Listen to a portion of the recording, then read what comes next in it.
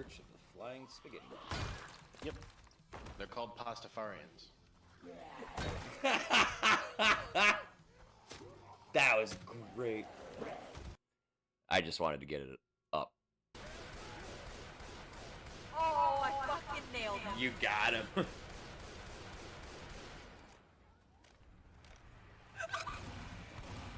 Dude, they fucking spawned the whole fucking... Dude, I watched that happen.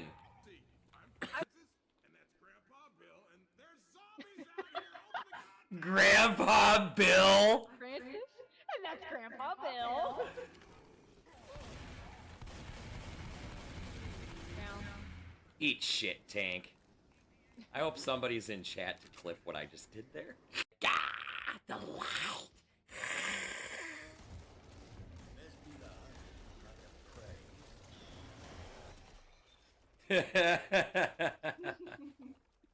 Well done.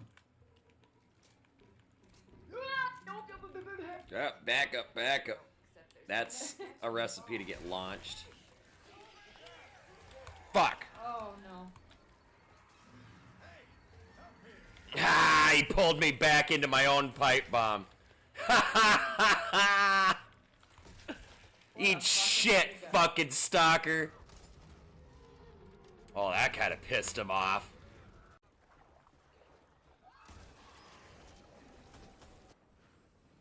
Look out, move. Tried to warn you. Oh, you bitch! You bitch! Hey, what's up, Purple?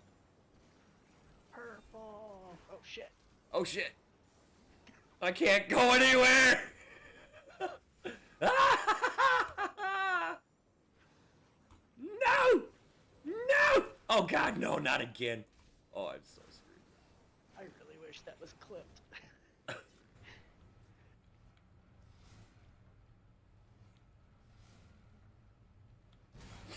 Jesus. Hey, you bitch. I bought tons of arrows from you. I know you have money. Can you please buy some of this crap from me, please? Looking to protect yourself or deal some damage? I'm here to deal some damage to your pocketbook, bitch. Open up and say it. Well, happy marriage. Don't eat. Don't. That's my horse. Attacked on the base stage. Right. Ah, motherfucker. Did you just do what I think you did? Yes. I don't want to fucking talk about it. Yeah, Nanu's armpits almost killed me. The broomy broomies. Oh. Woo! My trick truck.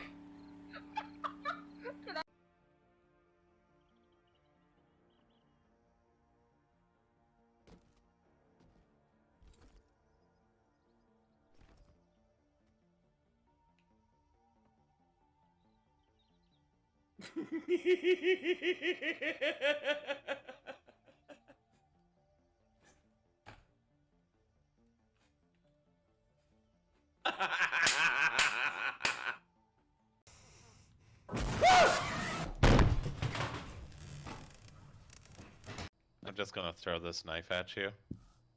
Because you can't do anything about it. Wait. Who's carrying a cup? Huh? Were you... Dubbed, were you carrying a cup? No, what are you on about? Chat! Clip! I'm coming. No, no, no, no, no, no! Please. Patricia. This isn't fucking funny. Dude.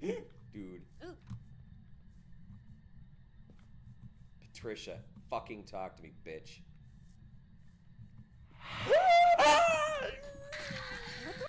Oh yeah, I have multi-hit again.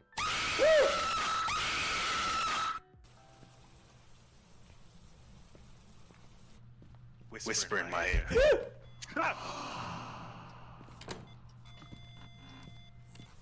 Fuck you, man!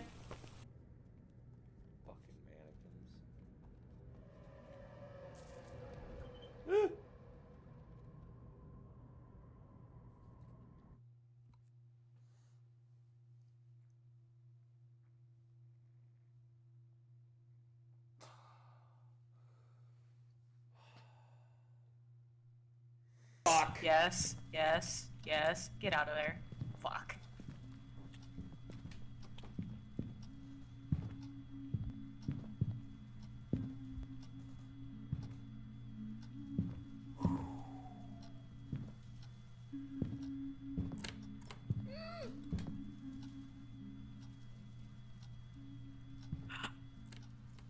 Oh my god. Oh my god.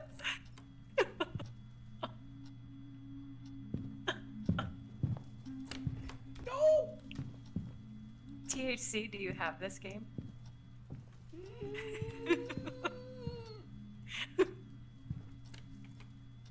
Go away!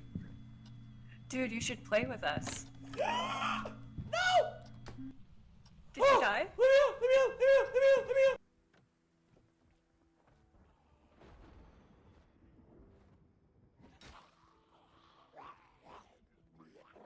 Oh, fuck. Oh, fuck you. Fuck you guys. Holy fuck. How did you all get in there? That was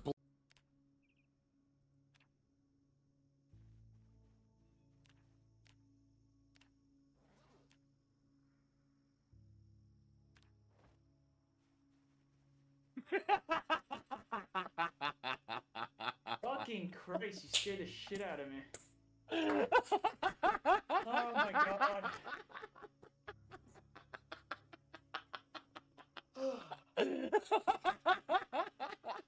God, you and Purple have a problem, I swear to God.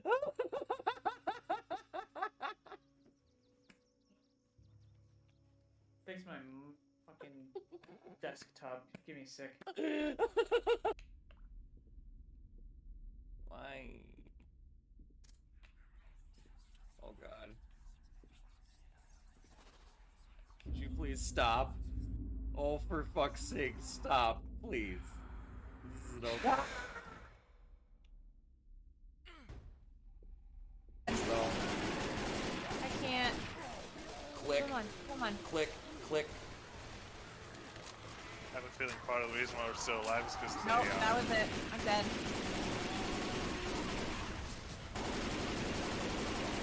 I'm dead. I'm so dead. Oh, but wait. There's more, motherfucker! How did you do that? All I know is it feels really weird to have your balls hanging down each side of a fucking thong string. Let's go. Okay? Where you going, huh? Think you can run for me? What happened? No, Purple. Let's just leave it as B. I'm just a car. Don't worry about it. I'm just a car. Oh, what the frick? Stop moving! No, I can make this happen. Don't worry about it. I got this. With my driving skills. On my head. Slow down a bit. You're right. I'm gonna say, oh, you like that maneuvering? Conk. Yeah, I know, Some it's my, future. the famous last words of my cockiness when it happens. You like that shit? Crash. Crash. Yeah, we loved that shit. Do it again. This shit was amazing. Oh, there it is.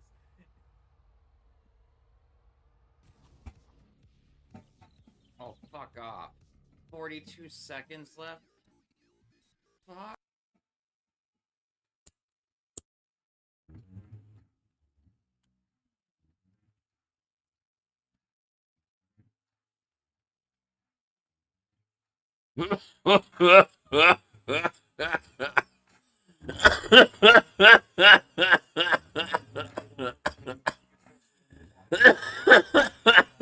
God damn. That was a big puff. Good morning, good afternoon, good evening. Ladies, gentlemen, guys and gals, ladies and thems, my non-binary friends, as well as my sibs from other cribs. Welcome back to the channel, you guys. Welcome back to the Church of the Lead Pipe. I packed the first bowl. Dying on the first hit. Passing that shit to the left. Somebody else take this shit, man. Take it. Our stone congregation is now in session. How's everybody doing today? Y'all taking care of yourselves, staying out of trouble? Anybody do anything fun and exciting they want to talk about today? What is up, y'all? Mary Jane, what's up, my friend? How are you? And yeah, I start later on the weekends because I work at the restaurant until like 11:30 or midnight or so. And I start here at 1 o'clock.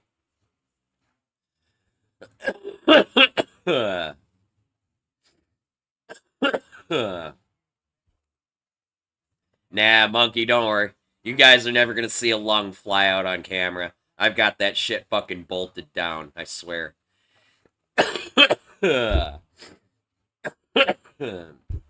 You'll never see Timmy's insides, I promise. That didn't come out right.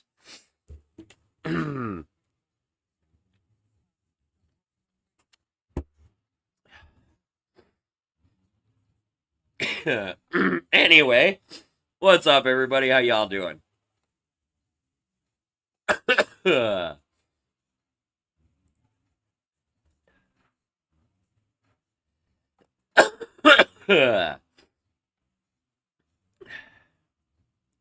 know some people might find this hard to believe, but the outside is prettier than the inside with this fucker. Okay, this motherfucker's prettier on the outside. I swear.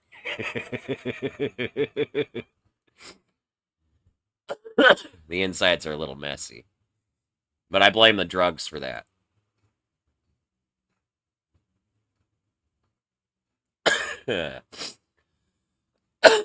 Oh my god.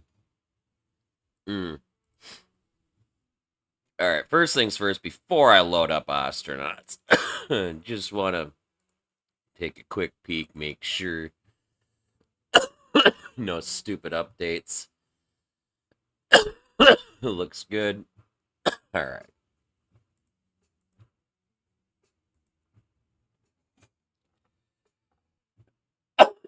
Outside's got some bitchin' ink. Thank you, my friend. I got a lot of money invested in my ink. Lot of money. Although, admittedly, this one here, this shoulder piece, I actually traded a stack of Renaissance Festival tickets for that.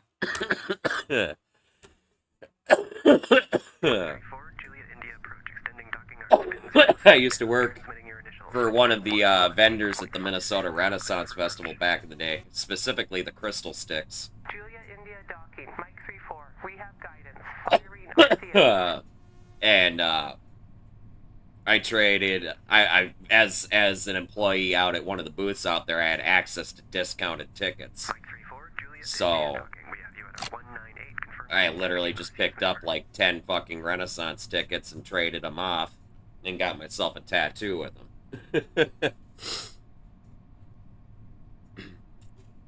Oh, that's pretty impressive, Monkey. I got a friend who does that shit. Switching to 118. Or at least she used to.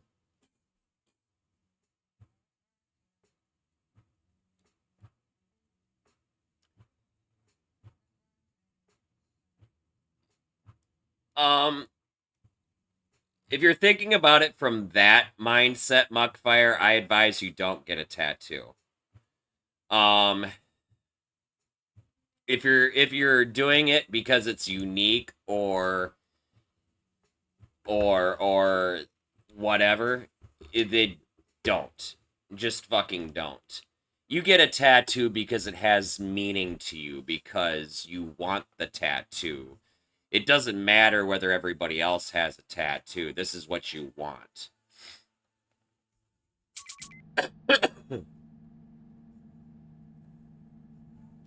So I've got... That's actually cool, Monkey.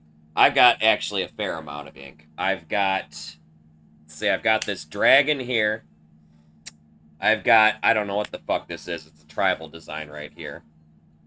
This is a demon sigil. This is a demon sigil. And this is a demon sigil right up here.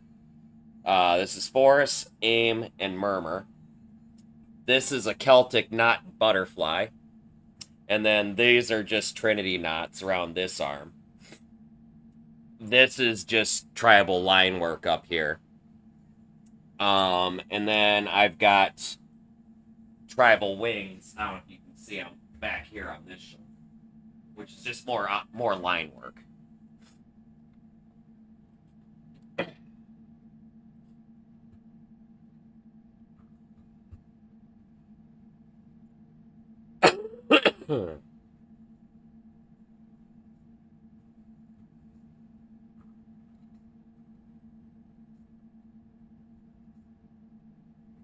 Your meaning is yours, fuck everyone else's. Fuck, I couldn't agree more. I couldn't agree more.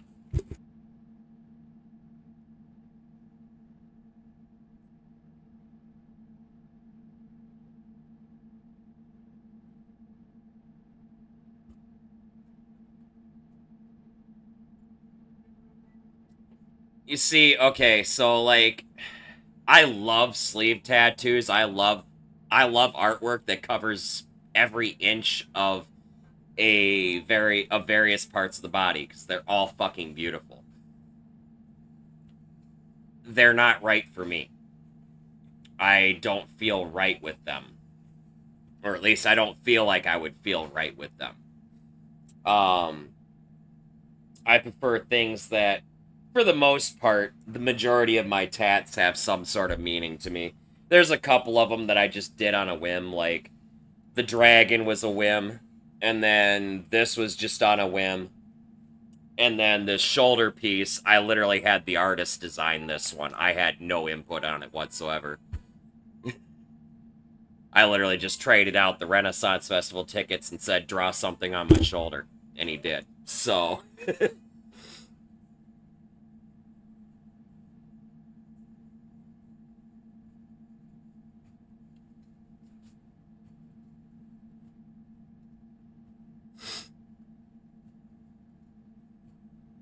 Yeah, Muckfire, I try not to look at it like that, either.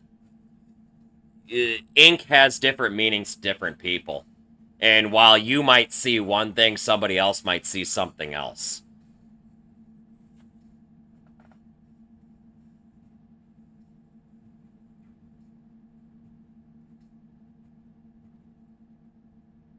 That's actually pretty cool, Mary Jane. Especially if you're okay with it.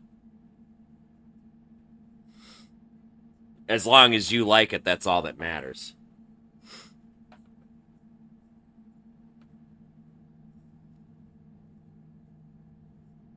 I can understand that, Muckfire. It's taken me a lot to open my mind up to as many things as I am open to now. I used to be a very, very closed-minded individual because I was raised a specific way. Which is really weird because I was kind of raised in kind of an open-minded sort of way, but open-minded in a specific way at the same time. It's really fucking weird. I see things a lot differently from how I did fucking 30 years ago when I was a kid.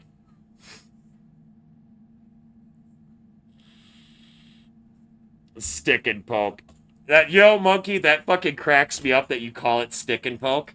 Because that's my friend that's done some of her own work and whatnot that I was talking about before very briefly. That's what she calls it too. Is stick and poke.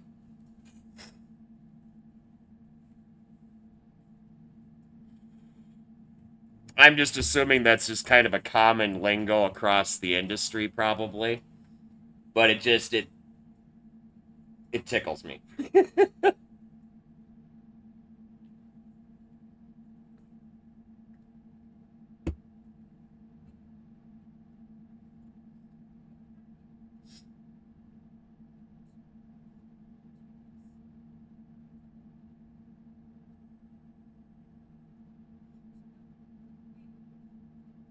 Yeah, no, I totally know what it is.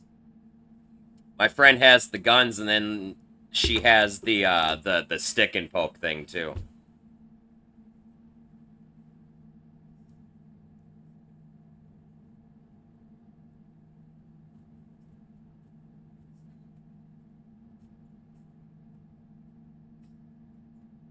That sounds about right. You know, if I want to say it's I want to say it's Alter Code. If he was here, he could probably answer that question because I think he lived in New Zealand for a while.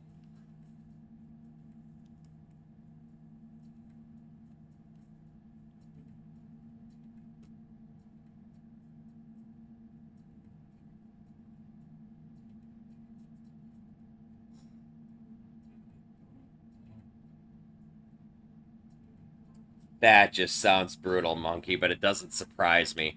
There's so many different methods of tattooing across many, many, many different cultures. Some of these methods are more dangerous than others.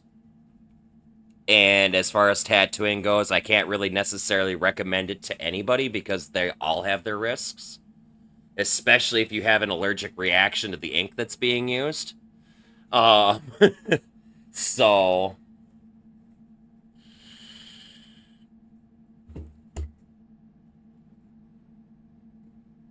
Well, it truly is.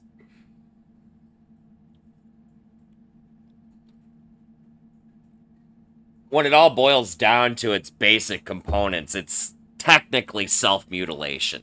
Okay, when it all boils down to it, right? You can call it art all you want. When it all boils down to it, it's still causing physical damage to the body to create that art. So therefore, by that thought process, it is self-mutilation.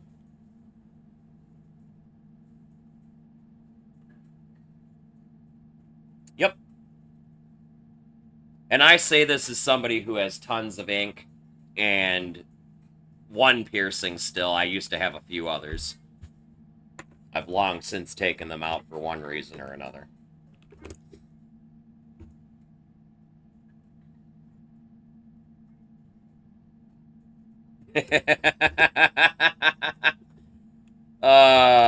Mary Jane. What a way to look at the brighter side of things.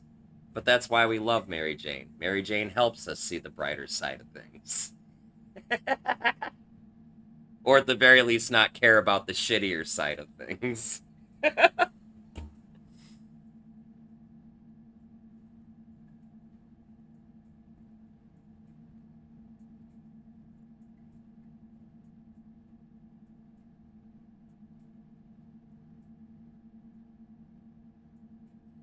They're just flesh doodles that are very much permanent. But yes. So I used to have 2 piercings in this ear. And then I also had my belly button pierced at one point. Don't judge.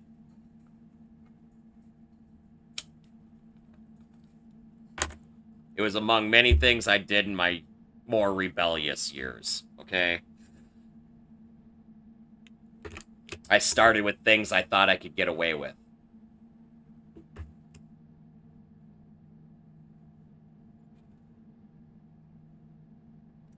I've heard that too, actually. Which ought to be pretty fucking funny, because, I have a lot of black ink.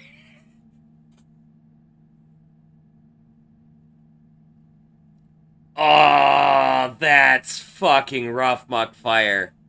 Oh, I feel that, because that's what happened to mine. Only it wasn't during anything that was fun. I was working one day, and I jumped to grab something, and as I came down, the fucking ring hooked on something through my shirt.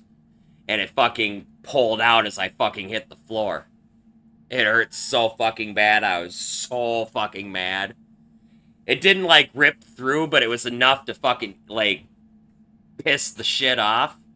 And the fucking ring itself, the fucking little ball popped off, and the whole ring came right out.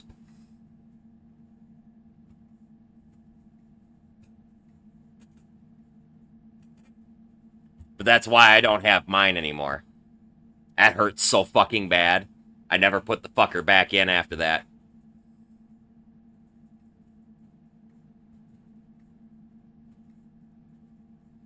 And then as far as the 2 earrings go, fucking Holiday made me take them out. Because Holiday, the gas station company, had this thing against tattoos and piercings. Although, I really fucking pushed the shit with my fucking tongue. I really pushed that shit. Most nobody ever fucking noticed I had it in. And the one person that would ever fucking pay attention, I took it out while they were there, and as soon as they fucking left, I put the fucker back in. So I didn't give a fuck. Fire me.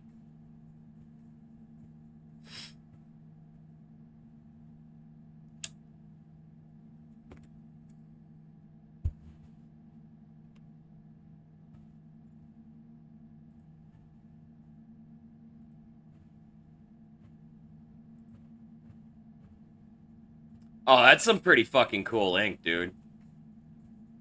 I like that. I've wanted to do things on my hands for so fucking long, but the problem is I need my hands for my line of work, especially. Okay? And I'm a dishwasher. And I handle bleach, among other things. So that would be a very, very brutal healing process. It's one of the main reasons I've never fucking done anything on my hands. Otherwise, I would have a long time ago. But I've always been in some sort of manual labor of some kind, using some sort of cleaning chemical or whatever.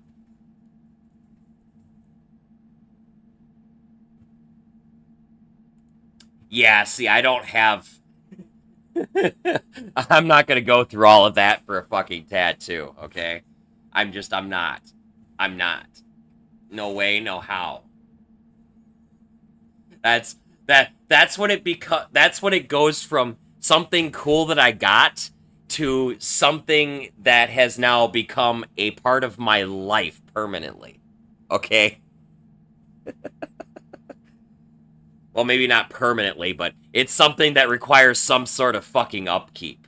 Okay? Most of the rest of my ink, believe it or not, I didn't do much to take care of it. It all healed over for the most part just fine. I've got a couple of spots on a couple of these tats where the ink didn't take, but overall, like, I didn't have to do much for any of these.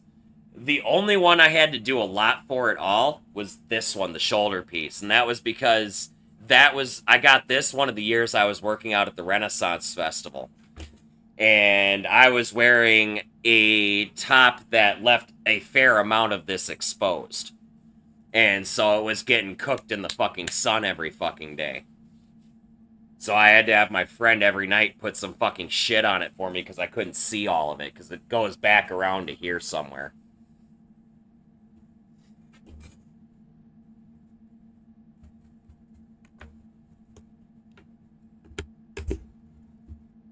Hey, what's up, Daisy? How are you, friend?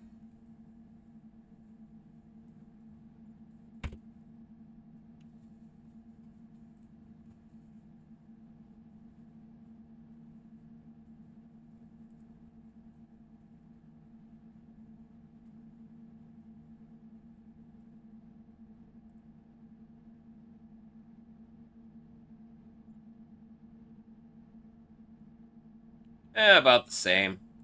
Hanging a little to the left, but still hanging nonetheless.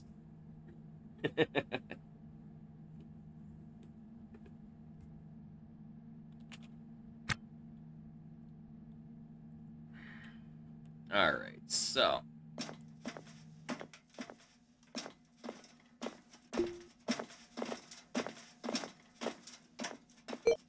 Make sure all of our shit is filled.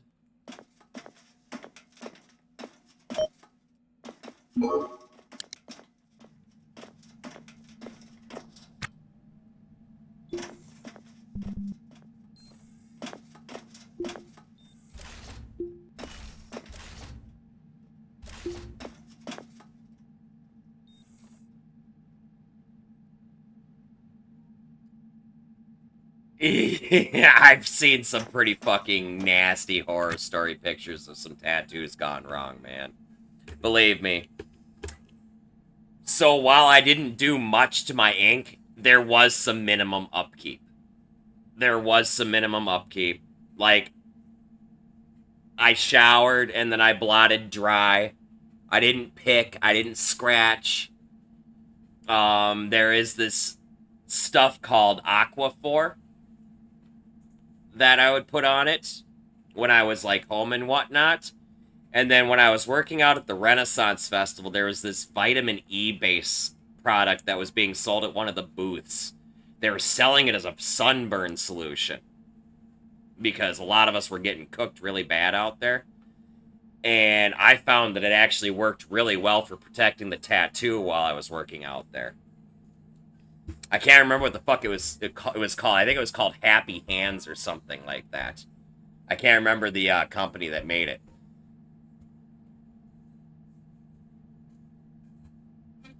But I was walking around out there one day in between shifts, and one of their employees stopped me in the street because I was turning fucking red. Just turning fucking red, and my fucking ink was getting to the point of the danger zone. And they're like, dude, you need to come in here really quick. And they fucking put this stuff on my ink and everything, and fuck, dude. That shit, man, this one here was my fastest healing tattoo. This giant one across my shoulder. Fastest healing tattoo. And that was the one I put that happy hands shit on. Completely scent-free stuff. It was just a vitamin E fucking stick. That's all it was. Vitamin E fucking something. Frickin' just draw on over the tattoo and it just would be just fine. Fucking healed in like fucking 2 weeks, man. Not even. It didn't even fucking do the weird scab over thing, which is really crazy. It's like every tattoo I've ever had is scabbed over in some way, or at least partially. This one didn't scab at all. Yeah. Not at all. Not a fucking scab at all. Every other tattoo I've ever gotten is scabbed, at least a little bit. This one didn't. It peeled like a sunburn. Does that make sense? Like, a layer of fucking skin came off the top when it was ready to fucking peel, and that was it.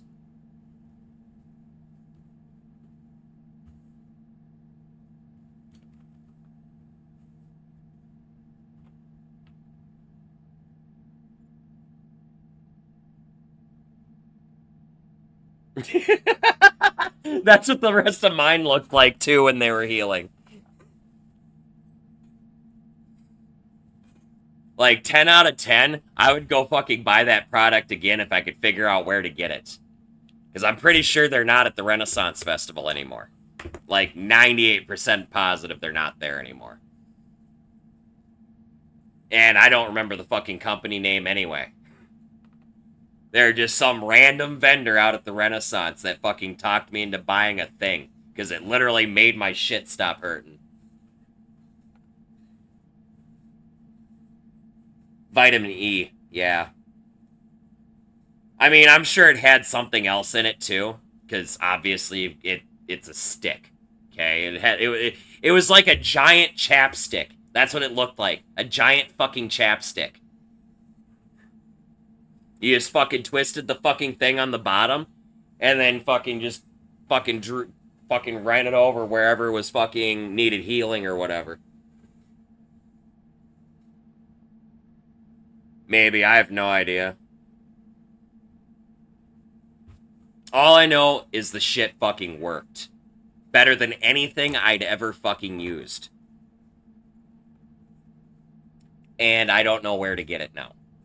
Which is the worst fucking part. I have a stick of it around here somewhere, but I haven't seen it in God knows how many fucking years now.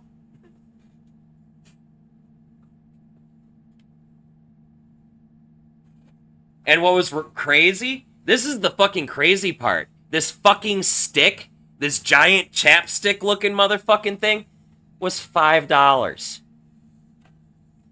$5 fucking dollars is what I paid for that stick. That's it.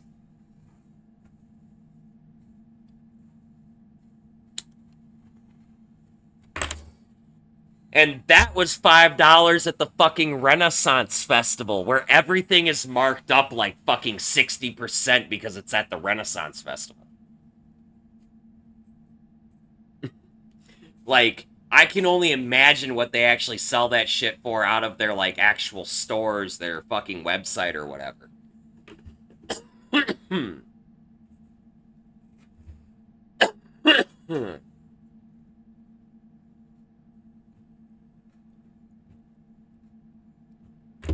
Yep, sounds about right. Last time I was out at the Renaissance, a urine sample-sized glass of mead was like fucking $12.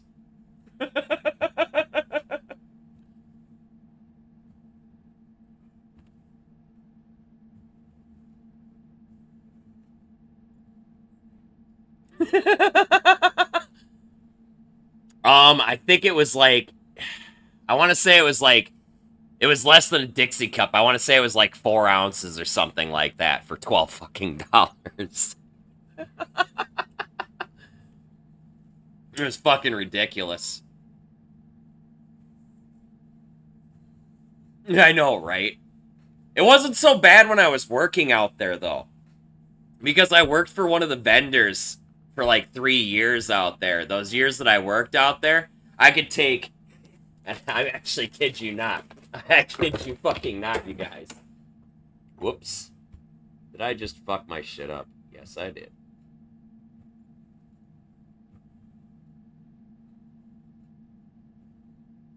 I kid you not, guys. When I was working out there,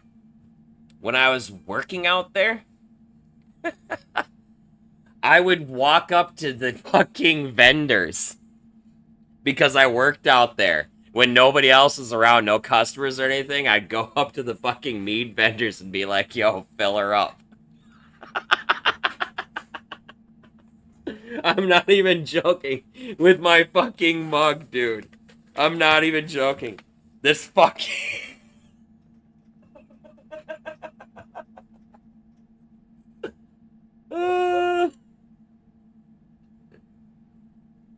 Just fine. It's mead, man. Mead is fucking glorified wine.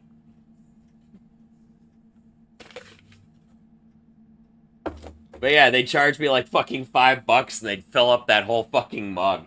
And then I'd be like good for the whole fucking day.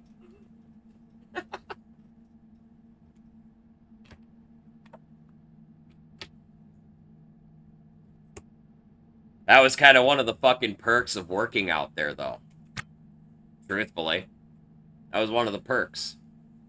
You know, if you were one of the vendors or worked for one of the vendors, like, you got taken care of.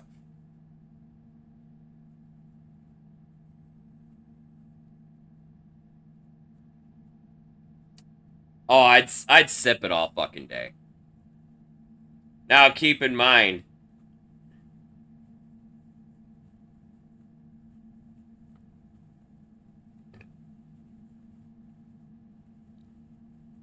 mead is glorified wine. At best, it's going to be about 10%. Okay? At best. Unless you make it yourself, and even then, you can only push it so far before you ruin it. Essentially, yes. There are different kinds of mead, though. They will mix various fruits and stuff in with it, which is why I say it's a glorified wine.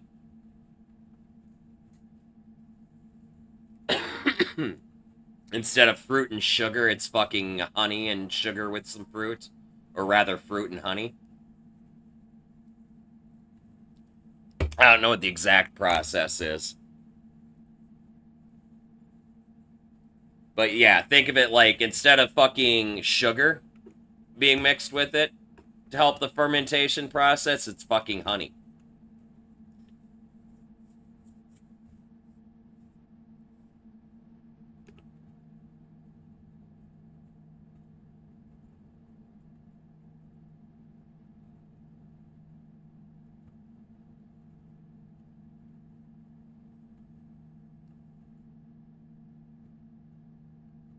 You know what's funny about that, Monkey Hook? You are not wrong. We figured out how to make shit that fucked us up before we figured out how to grow shit to fucking actually help society.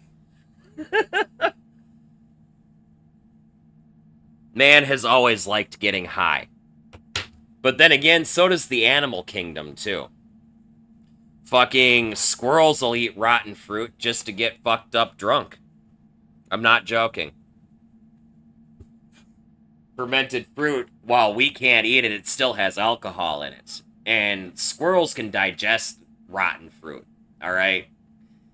They just get drunk on it at the same time. And then, dolphins, they like to... Dolphins are one of the animals in the animal kingdom that likes to socially get high. They will literally take and torture a fucking pufferfish.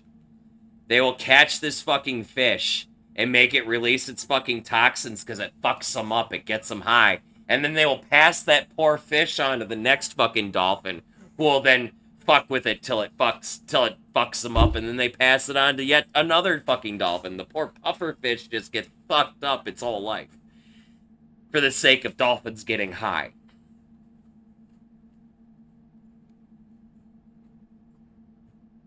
Yep, boars do too. So do monkeys. Monkeys and apes, they eat fermented and rotten fucking fruits and mushrooms and stuff to fucking get high.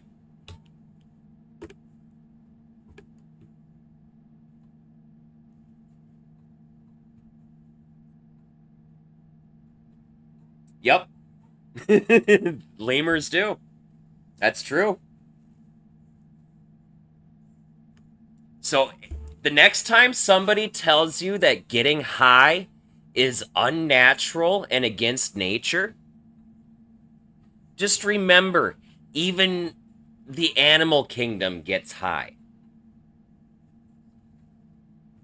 Almost every species of fucking animal life on this fucking planet gets high on something.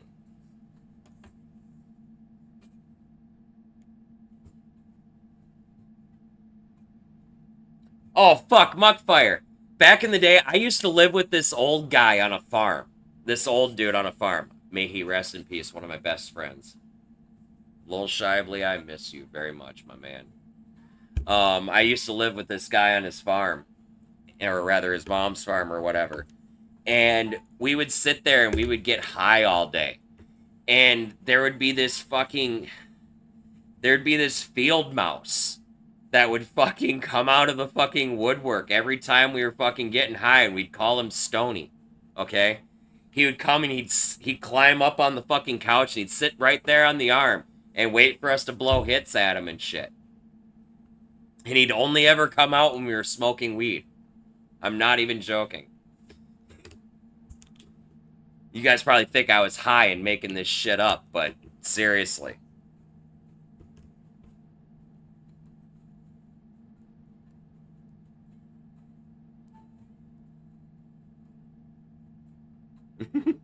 I know, right, Hook?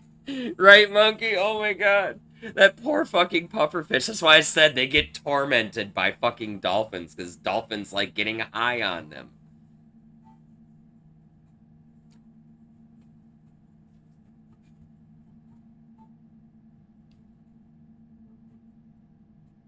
There's more to it than that, Mary Jane, with the Vikings. They would eat these mushrooms, and then they would piss in a fucking cup. And then they would drink that fucking piss. And then they would go into battle.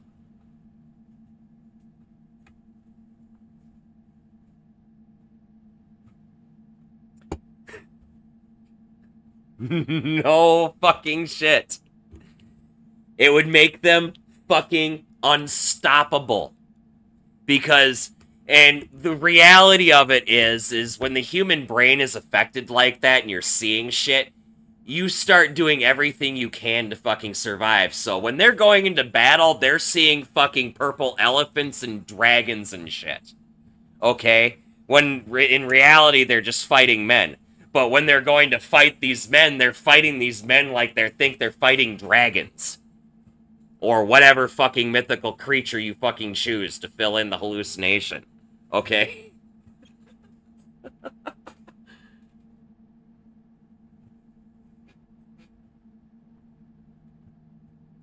There is something about pissing it out and then drinking it again that would enhance the hallucinogenic effect. I don't remember. There's a whole fucking thing on fucking YouTube, the info people fucking whatever channel. They fucking, that's where I fucking learned this from.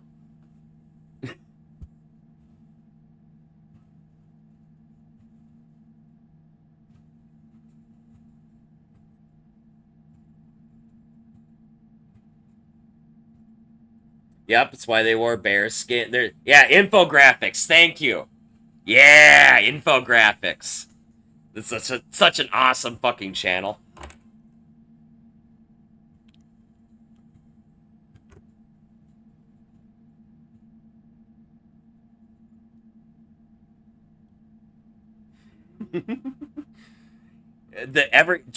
I'm pretty sure everything that they fucking spewed across that channel is actually pretty fucking accurate.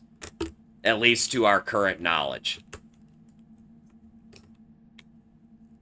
You can fact check a lot of their stuff and come out okay on it.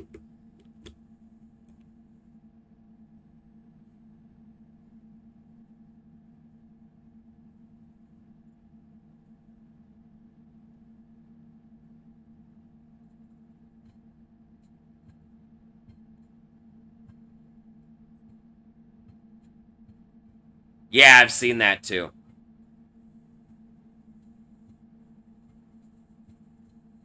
Infographics is pretty diligent about doing their research before they put up a video about something. I give them some serious fucking props. And they tell everything from the absolutely most neutral standpoint possible, too. Which is also very impressive.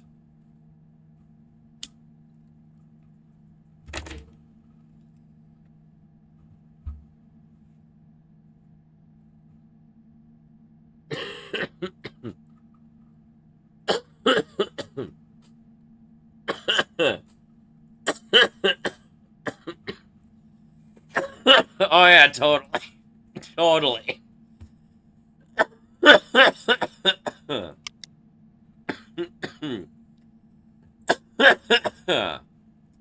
But anyway. Oh, did I sell? Oh, no, I sold something I shouldn't have sold. Damn it. Whatever.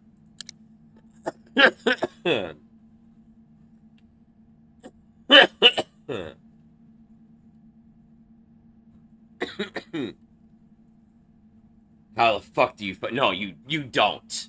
You don't. Okay? When you are fighting somebody who is in a state of psychosis, they are capable of so many more unnatural things that will inevitably kill them as a result, but will not kill them immediately. Because their brains and their bodies don't know that they can't do that.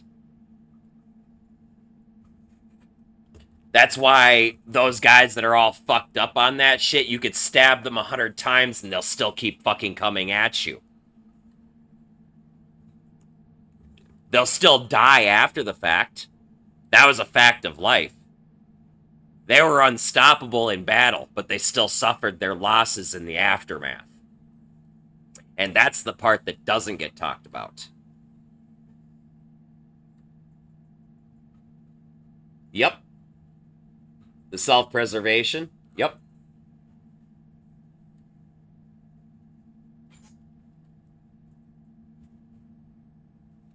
And here's another fun little fact. Away from the drugs. Your ancient medieval knights and whatnot, like fucking from like the Middle Ages, the Dark Ages or whatever. Believe it or not, they didn't, because those guys were all in like heavy armor and shit, they actually didn't die from fucking like getting stabbed to death and shit and cut to pieces. The vast majority of those guys actually died from blunt force trauma. Yeah, King Arthur shit. Those guys, believe it or not, they didn't get stabbed to death. They were usually beaten to death. Because the armor was going to prevent any actual physical damage to the exterior of the body. But you hit somebody with a flail, which is the ball and chain on a fucking stick, at even like half speed, and you're going to dent that fucking helmet in, and it's going to leave an indent in the side of the fucking skull. It's going to cause a concussion almost instantly if it doesn't kill him.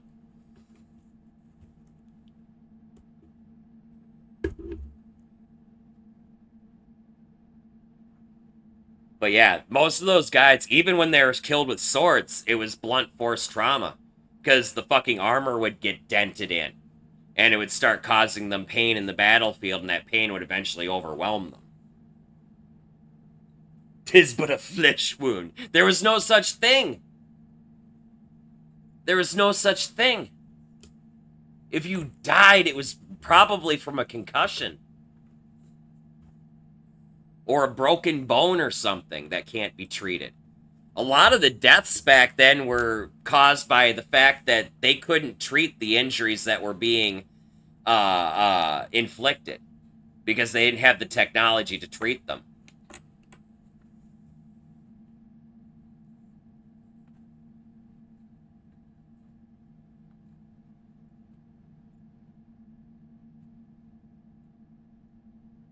Yep.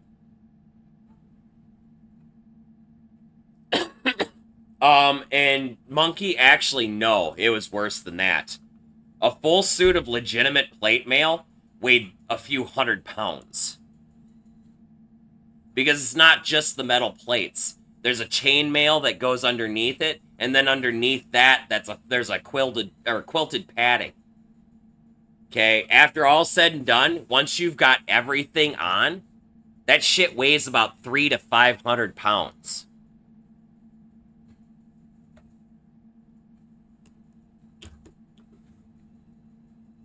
Typically speaking, when somebody was knocked down in the battlefield, they didn't get back up. And there's a reason for that. It's because their armor was too heavy.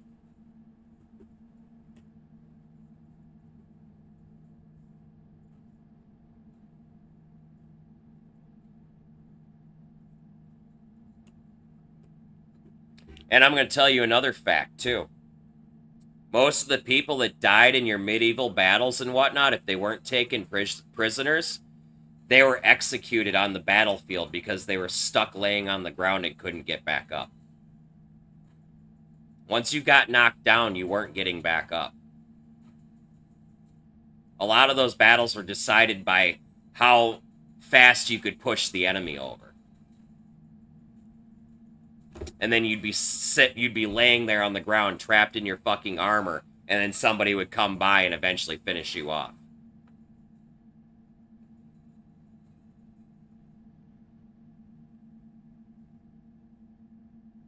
Medieval wars were some of the most horrifying deaths that one can experience. Because in a lot of those cases, you were stuck there waiting for your death to come. Praying to whatever god you believed in for a fucking miracle.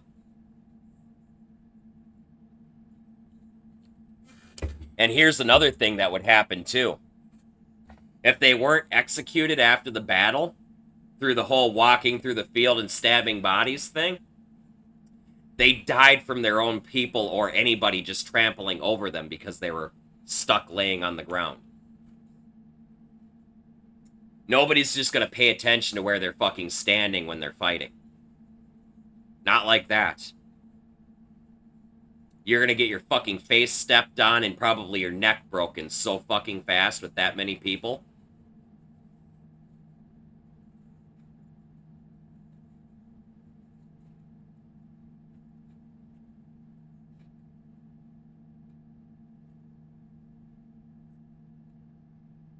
Well, you did, and you could scream all you wanted, but it doesn't fucking matter. In the fucking heat of a battle, nobody's gonna stop to help you, especially back then.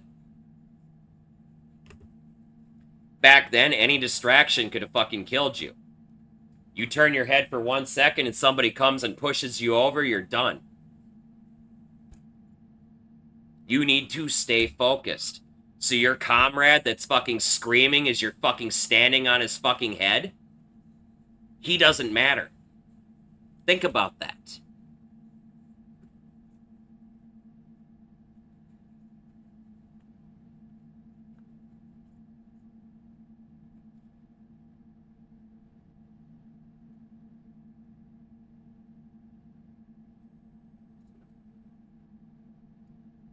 Yeah, the invention of the crossbow was a huge thing, because that was our first step towards trigger-activated projectile weapons. Okay? The point-and-shoot weapon. The first one was really the crossbow.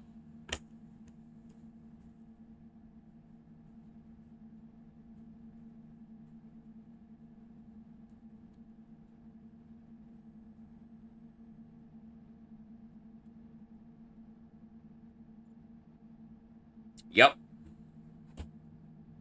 Well, and you gotta remember, too, here's the other deal. the bows they had back then aren't like the bows that we have now. So they didn't have the benefit of compound bows and stuff like that with the pulley system. And if they fucking did, it was a very primitive version of it that wasn't as effective as what we have now. Okay?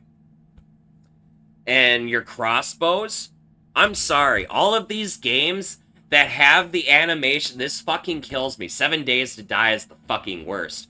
Where they take the crossbow bolt and they put it in the fucking crossbow and then pull it fucking back to load it. That fucking kills me because that is not how you load a fucking crossbow. Okay? That is not how you load a fucking crossbow. Most crossbows, back then, they had a fucking hitch on the front where you'd put them down on the ground and you would put your foot through that fucking loop, that stirrup. Okay? And you'd reach down and you would grab the string and you would pull it back onto the fucking hooking mechanism. And then you would lift up the crossbow and drop the bolt in, and then you would take your aim and then you would fire. Okay? That is, and even now, crossbows that are designed now, you still draw that string back first, and then you load your crossbow or your bolt in. Because otherwise you're going to damage the shit out of that string as you're dragging it back with the fucking bolt. Never mind the fact that if you fucking slip when you're pulling that bolt out, that bolt is going God knows fucking where. Hope you don't have any friends standing in the wrong fucking spot.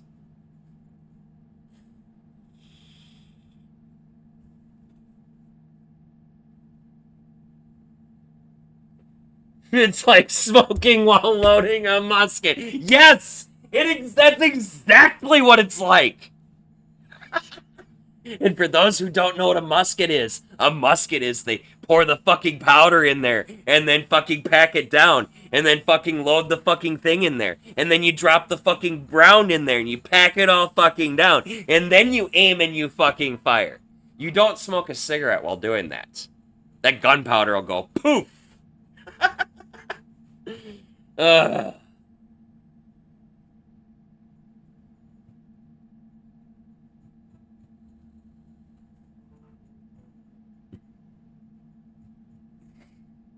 Oh, God. I've been jacking my jaw for an hour, and I haven't even played any bit of the fucking game yet.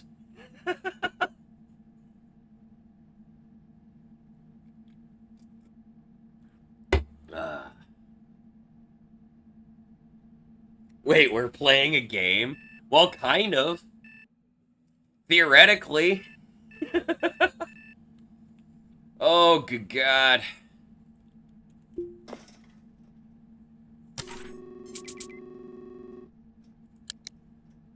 Hold on, I need to make sure my shit's paid.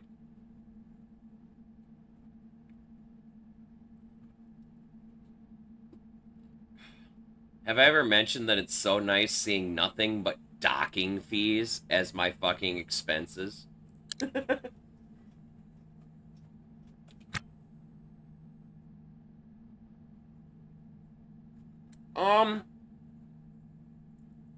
Philosophically speaking, maybe, but reality is maybe not. Because, I mean, nowadays we've got single-player games.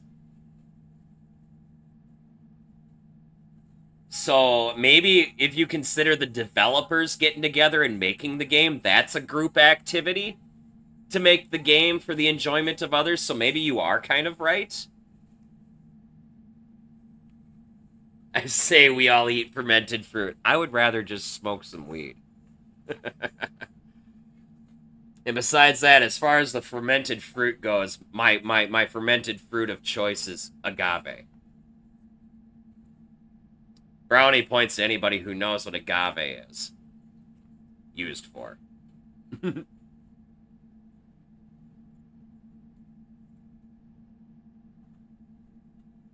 You've heard of it, but do you know what it's used for? Do you know what liquor they make out of it?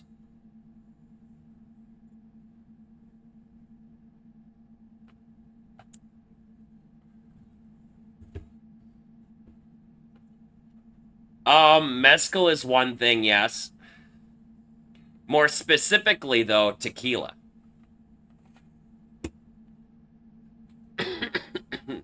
Which mezcal is a type of tequila. I'm not a fan of mezcal, though. Mezcal has a bitter aftertaste to it that I'm not much of a fan of. But I tell you what, if I'm gonna drink, it's gonna be some fucking tequila. Preferably a silver. No fucking lame-ass fucking Jose Cuervo fucking piss-colored shit. That's not fucking tequila. I don't care what anybody says.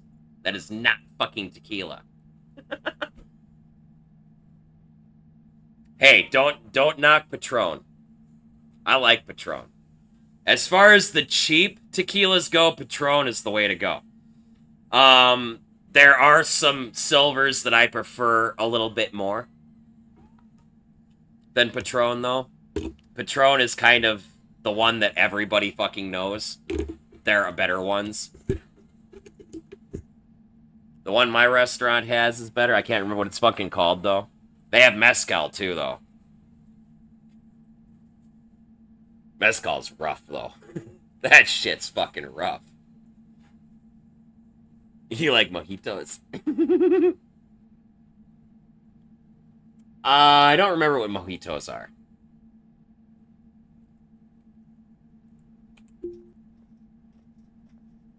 Do not remember what mojitos are.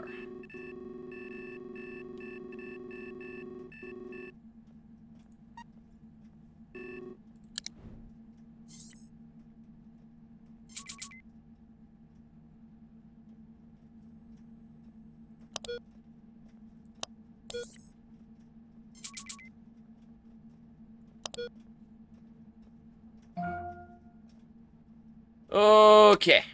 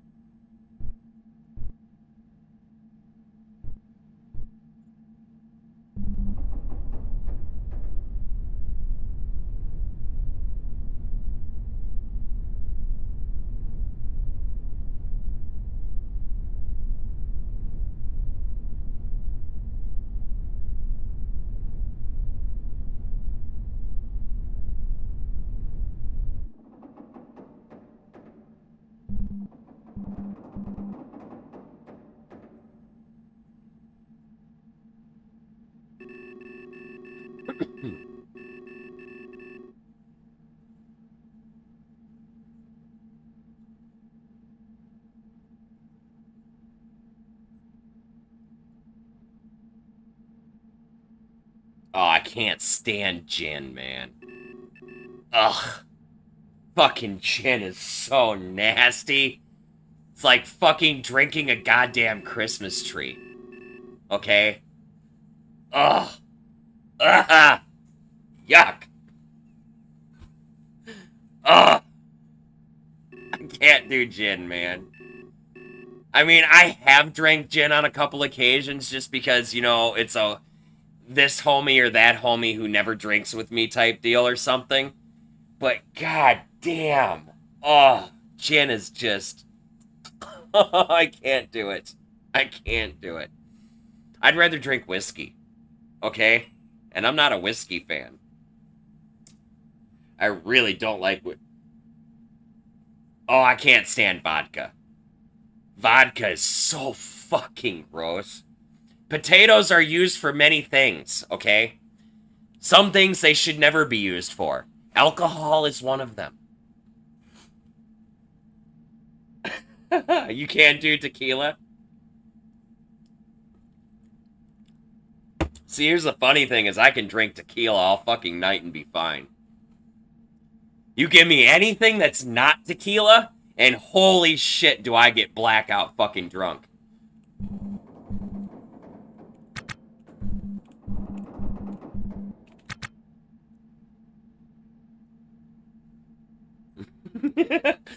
Fucking never give me Rumpelmans, man. But I can't think of anybody who's ever had a good experience on Rumpelmans, so... Rumpelmans is basically fucking peppermint schnapps.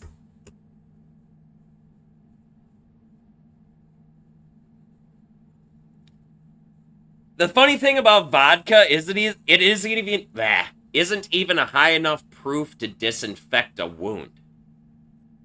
It's not a high enough proof to kill bacteria. Vodka is actually pretty fucking pathetic.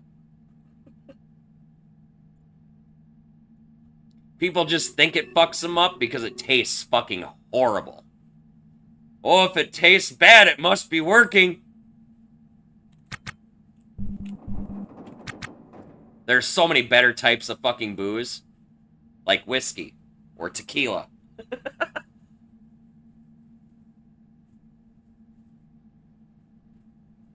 You like rum?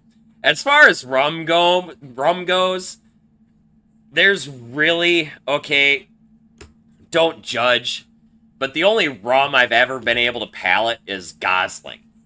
Okay? Fucking cheap of the fucking cheap, shit-tacular fucking rums. Otherwise, I'm really not a fan.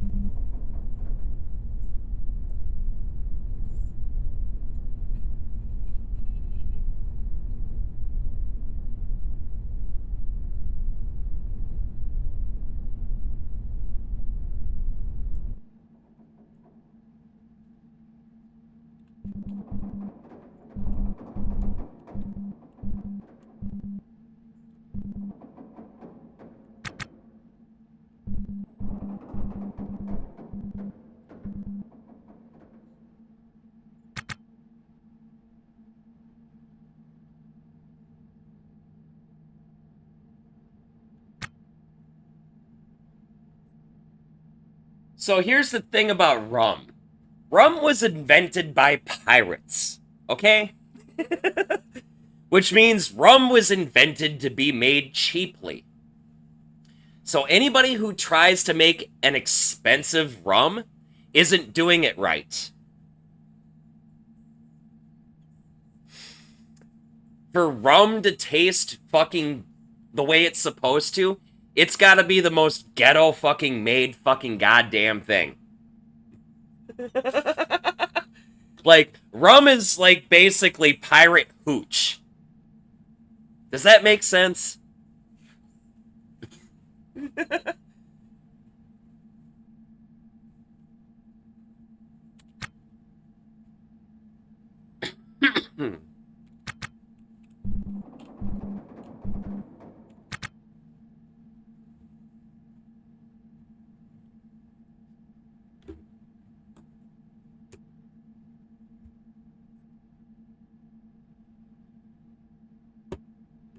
For those of you who weren't paying attention, I almost fucking wasn't paying attention and probably might have almost crashed into this fucking thing.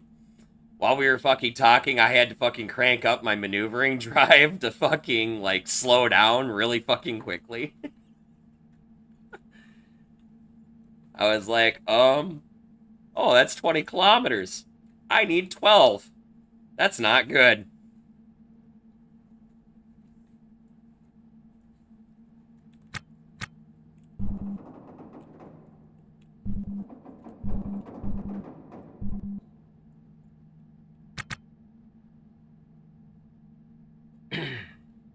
Alright, monkey. We'll catch you later, man. Thanks for stopping in, dog. We'll see you when you get back.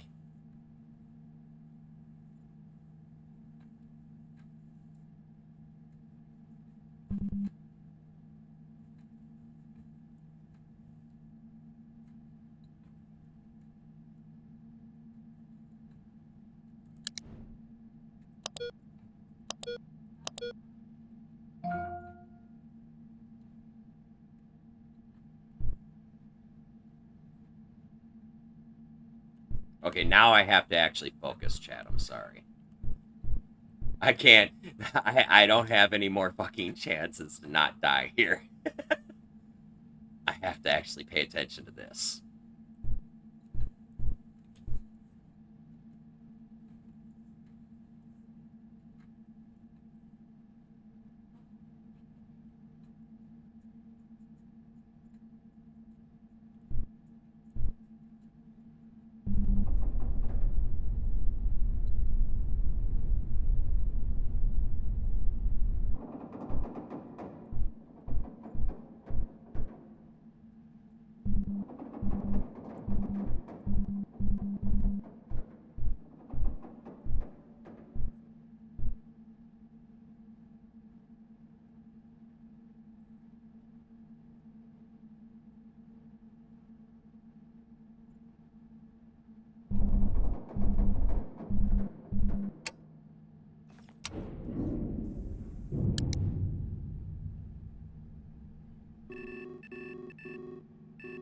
Oh, this is a big ship.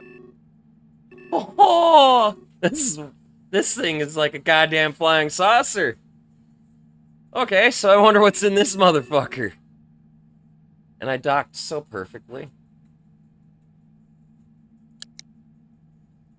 So what is the? Wow. Oh, it's a. It has a fully functional. Well, maybe not fully functional, but it has a fucking reactor core that's doesn't need repairs. Fucking love life right now. What are the odds that the fucking hull is 100% intact, though? Is that a... Oh, no, it's just a regular RCS.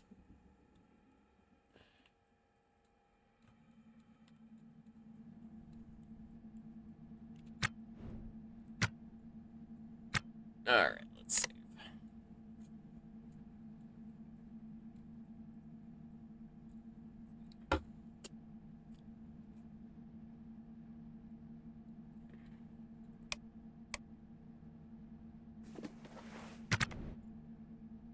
Okay. Shoes in pockets. Pants there. Jacket there. That there. That there. This there. Bam.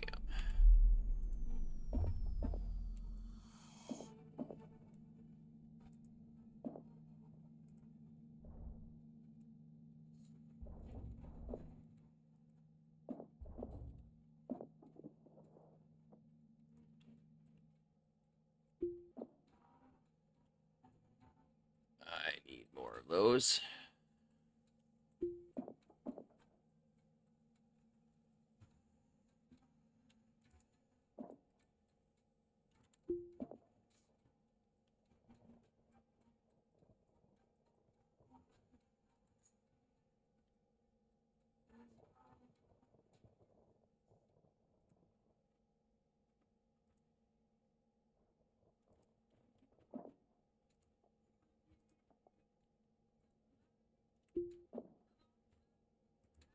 It's a nice condition screen. We'll grab those. We're gonna ignore the heat sink for now. Why can I not put any more in here? Oh.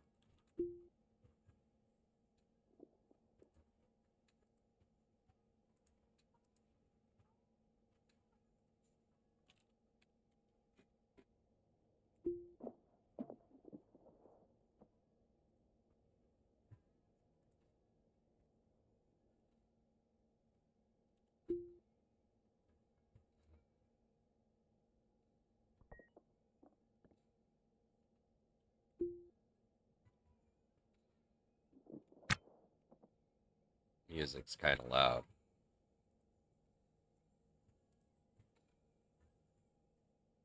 There, that's a little better. That box is empty. Sad day.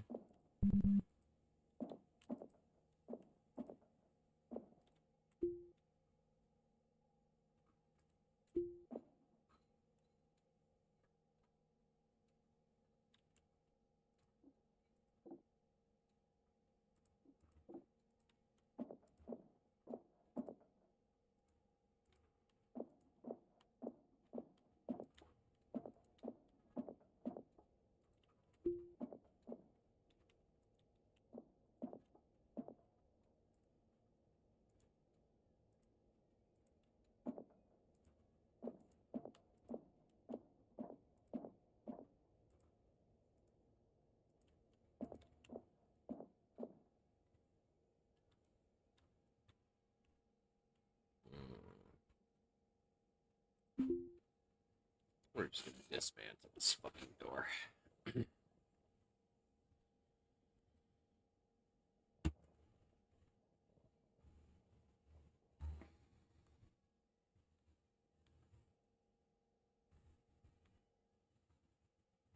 think this is the way into the reactor.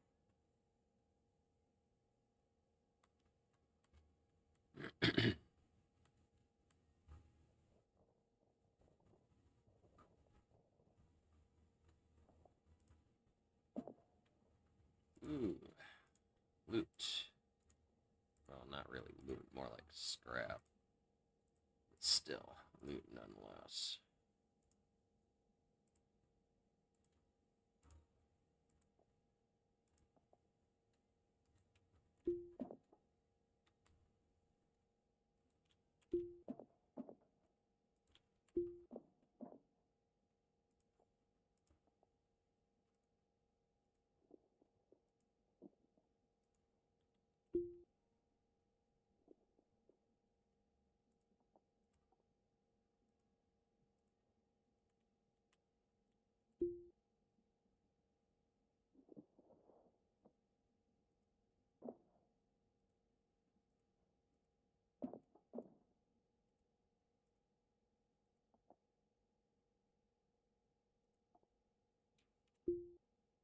Looks like the nav console is already gone.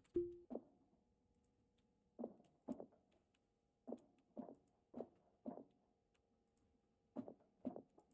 was right, this is the reactor room.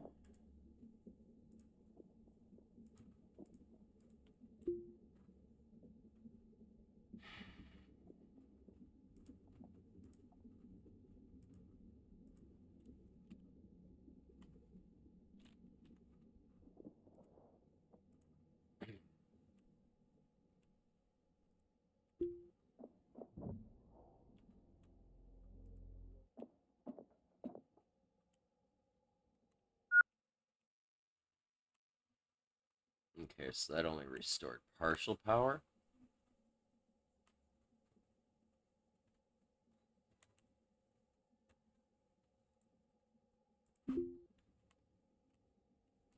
But if I take and I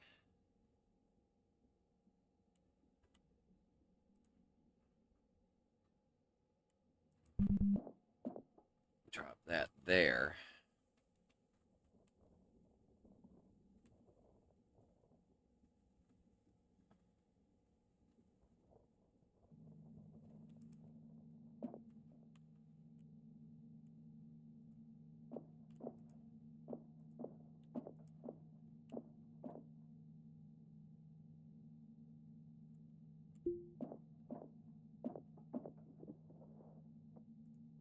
nice bag.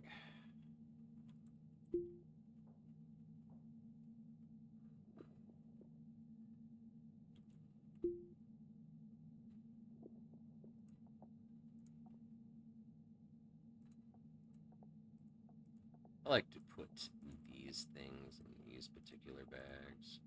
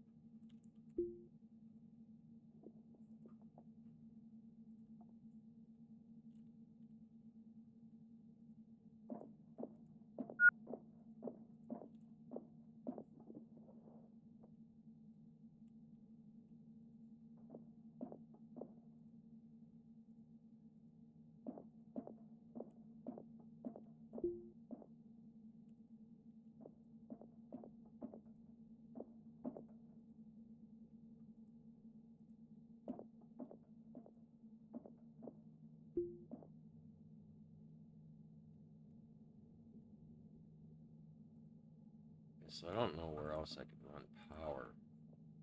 Oh, yes I do.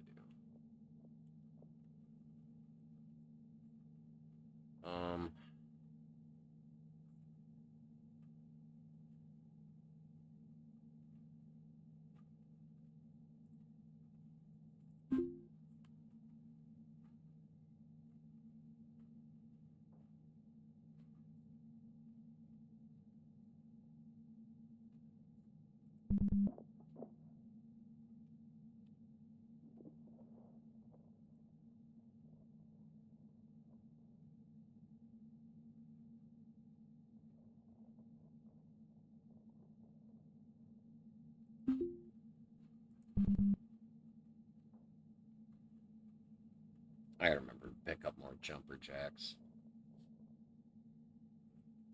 When I go back to the station, this is like my last 3. Unless I find more.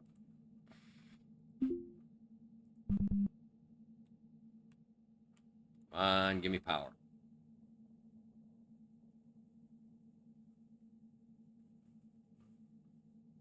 Damn. What doesn't have power now? Okay, you know what? Let's do this.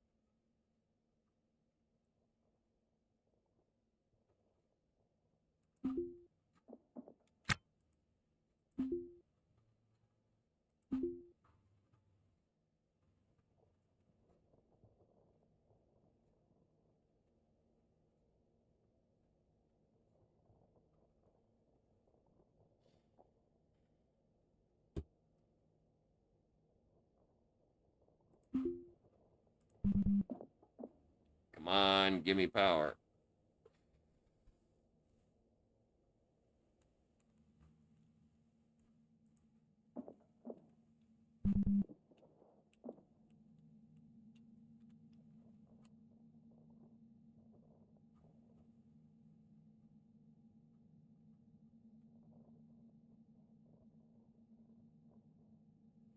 There we go.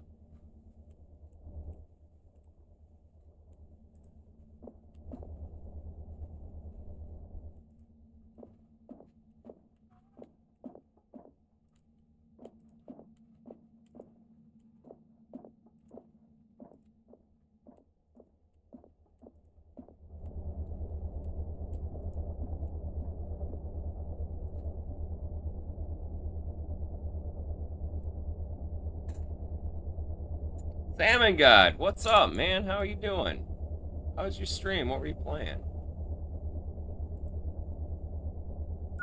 Welcome, Raiders. Welcome to the Church of the Lead Pipe. For those of you to partake in the greenery, please feel free to have a seat in our rotation. Take a puff. Those who do not, never fear. We always pass the duchy to the left, but most importantly, do have a good time.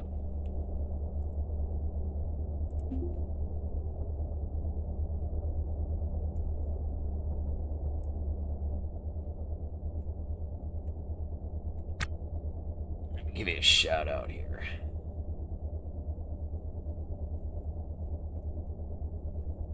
Damn it.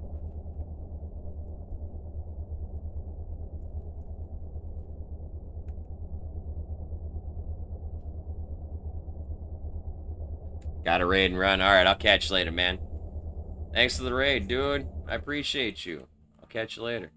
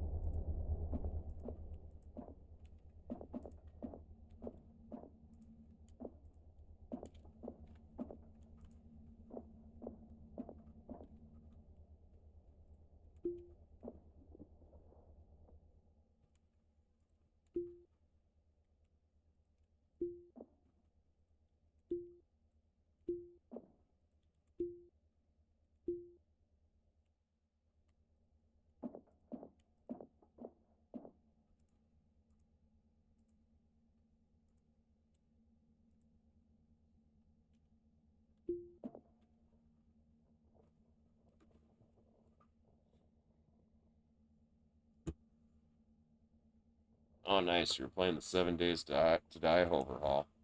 Oh, yeah.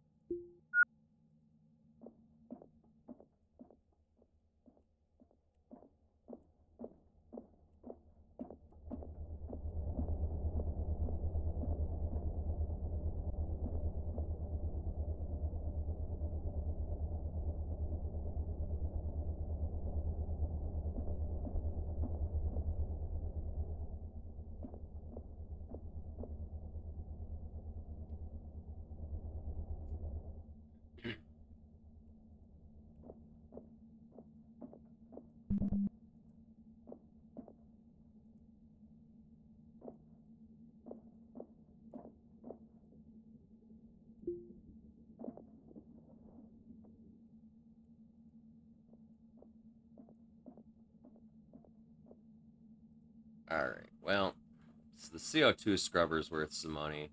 This is worth some fucking money. That's worth some money. That's worth some money. These are worth a few grand. So we're going to start by grabbing the reactor, the MHD generator, and the fucking capacitor, and the CO2 scrubber, and then we'll see what we have left for space.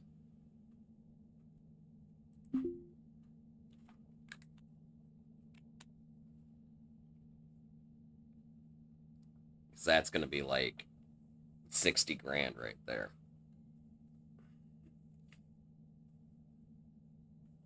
We even got 2 bags out of this deal, too.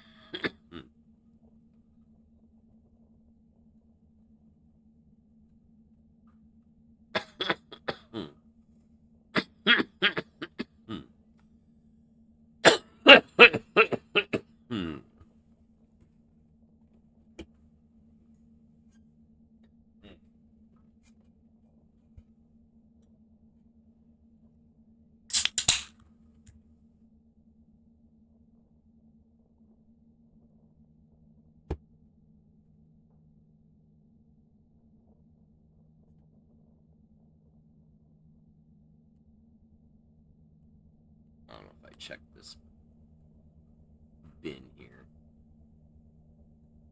I have to make sure I check that.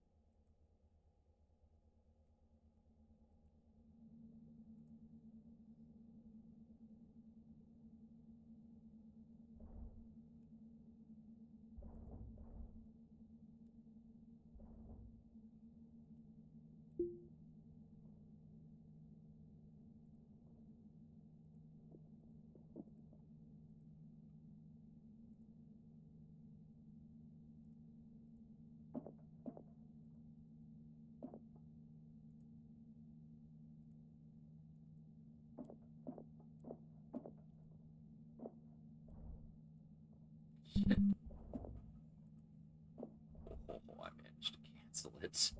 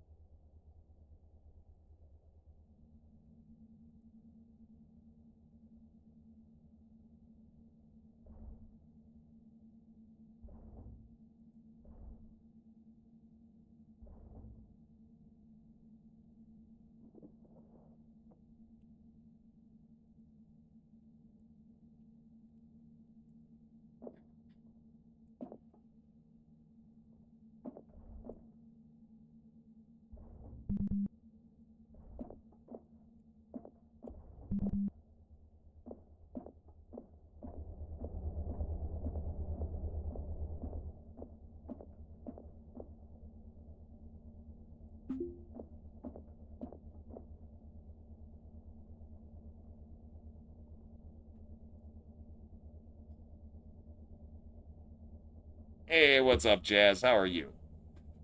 It's good to see you.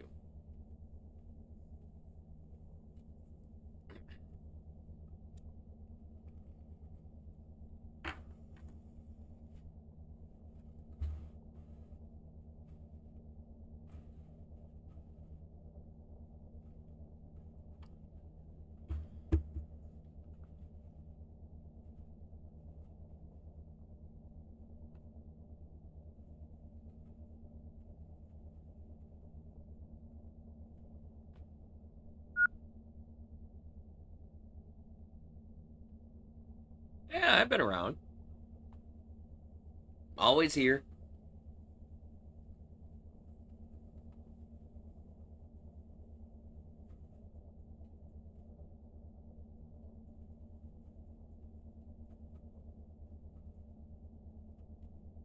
No, I know. I got you. Y'all gravy?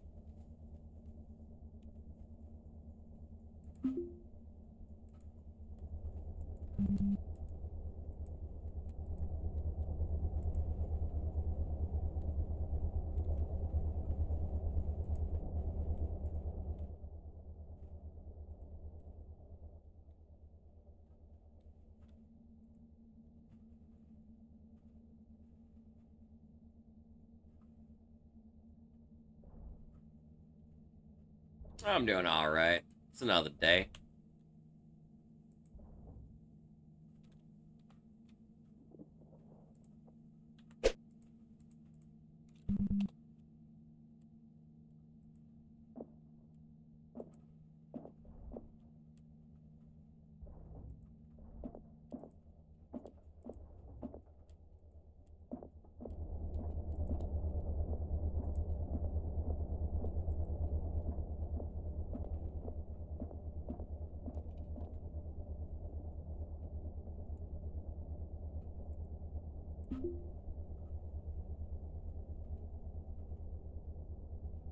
Oh, I got plenty of time.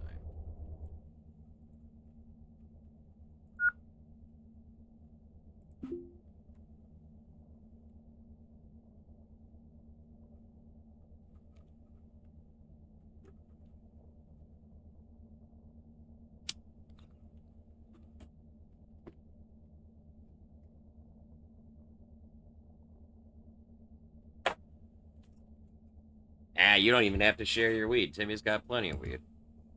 I always got weed. It's the one luxury in my life I refuse to live without. If I have no weed, I am having a very, very, very bad time.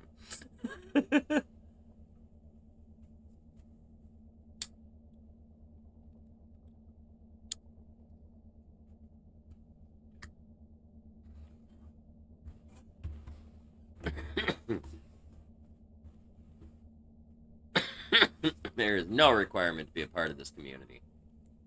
Just don't be a shitty human being. That's all I ask.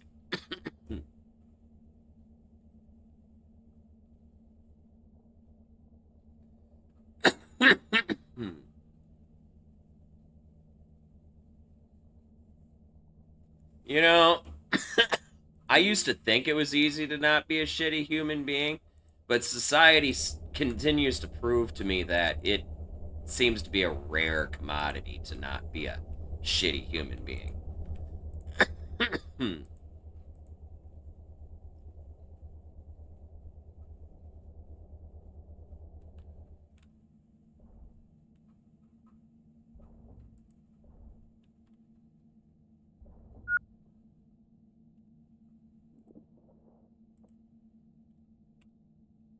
You'd be surprised how hard it is for people to not be shitty.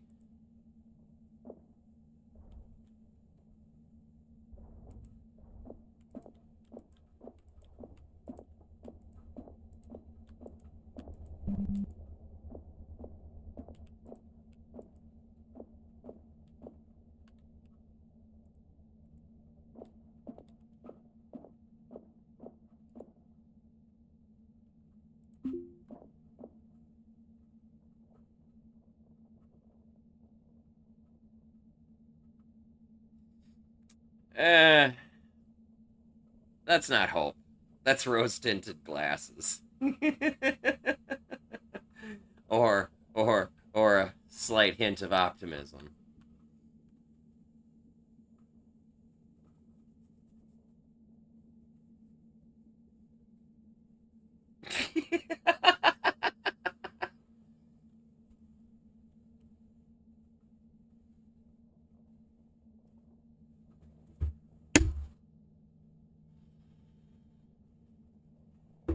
Because there's what you want, and then there's what reality truly is. They're unfortunately two different things, or two very different things.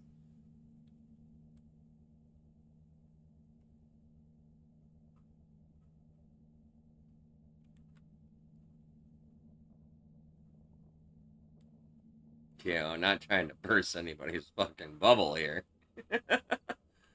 Unfortunately, I was born to be a fucking realist. And being a realist comes with a certain level of pessimism. But you know what? Keeping my head in reality has kept me alive for a very long time, unfortunately. Do I regret my decisions? Sometimes.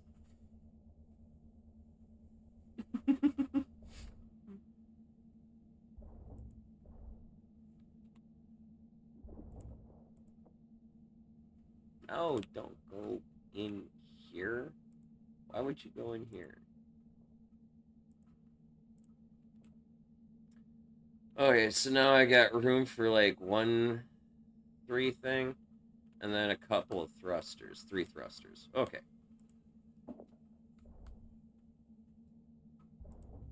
So let's go grab like this fucking, what's it fucking called? The vacuum or whatever. Fucking reactor pump thing. That's this thing. Oh no, I don't want the conduit. Cancel. I want the busted ass fucking fusion core pump.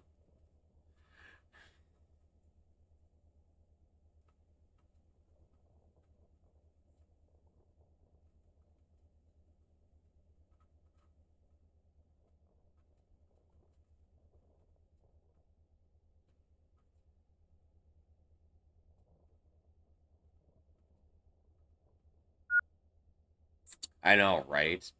People have this whole, well, if I was you fucking mentality. Well, here's the problem is you're not me and you don't have all the pieces of the fucking puzzle that's led up to this situation that I'm in. Your suggestions aren't exactly relevant because you don't have all of the necessary information to make those suggestions. If I'm asking for your advice, that's fucking different. You know? Because odds are I'm going to lay all the fucking cards on the table so you at least are informed on the situation that's fucking going on. Okay? But if I'm not asking and you're going, oh, well, this is what I would do, shut the fuck up. You don't know what the fuck I'm going through right now. You don't know what the fuck is going on. You don't have all the information. Shut the fuck up. If I want your advice, I'll ask for it, and I'll let you know every detail of what's going on and what led up to the situation that I'm dealing with. So you can make an informed decision and then be allowed to say, well, if I was you, I would do this. But until I do that, shut the fuck up. You know? Not trying to be a cold asshole about it, but shut the fuck up. There's more to the fucking story than you have all the fucking pieces for, so you can't fucking speak. I'm the nicest asshole you will ever meet, I promise.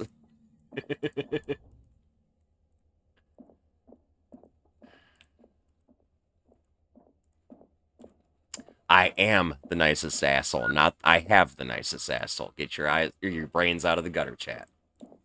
And anybody else who was fucking thinking it.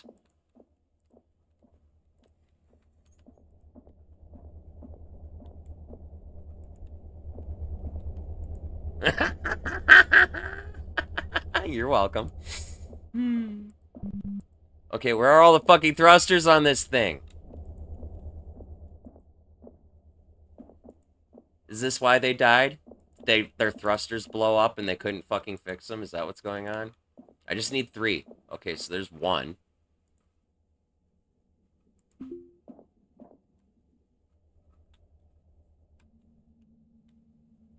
This thing literally has like 1 fucking thruster. Oh god, fan. Oh god, I'm scared. I'm scared. Fan art can go any number of different directions.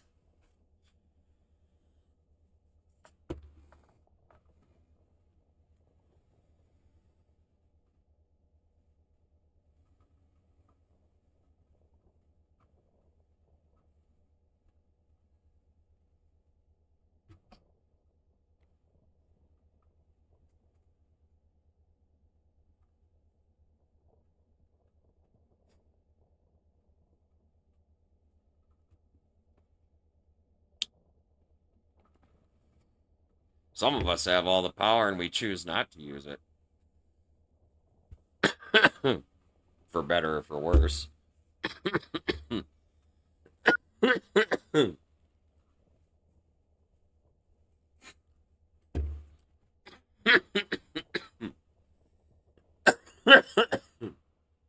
Oh, god damn it. Why? Why did it go outside the wall? Not like I wanted to work any harder for a fucking broken thruster.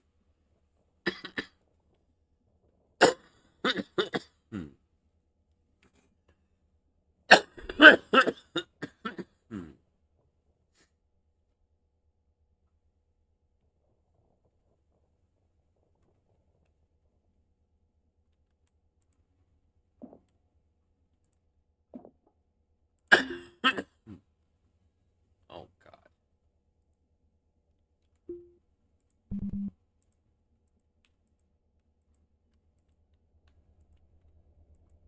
Is this seriously the only fucking thruster still fucking on this ship?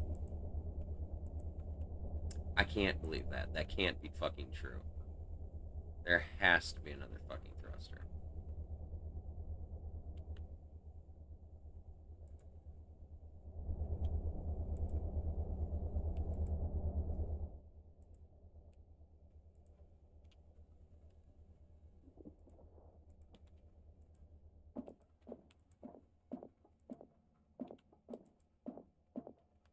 There was seriously 1 thruster on this ship. What the fuck? Why? They all literally just fucking, like, break or something? Is that what happened?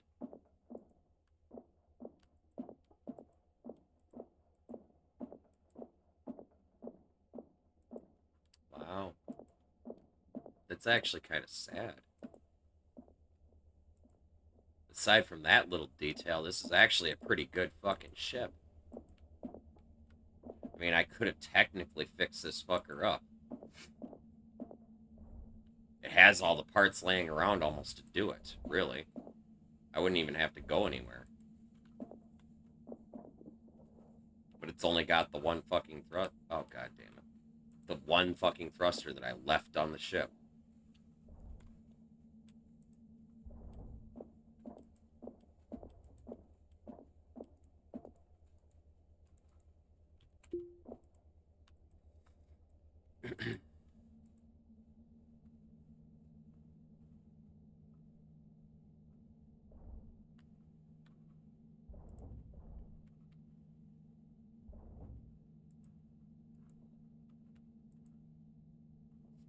One puff coming right up. Timmy, multi-puff. Sorry, I'm a nerd.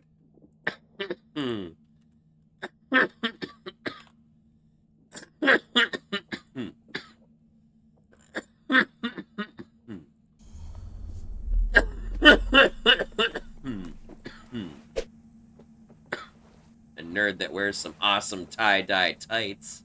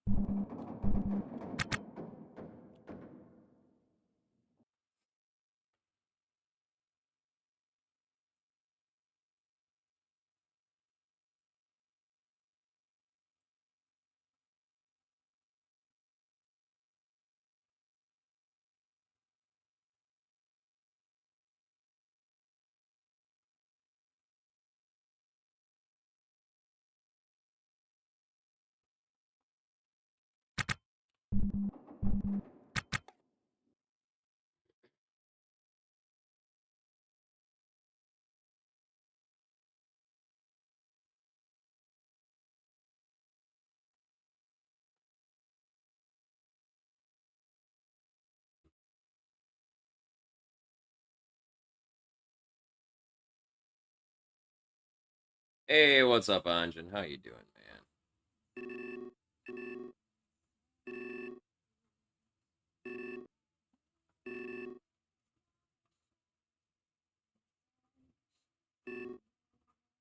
That's weird.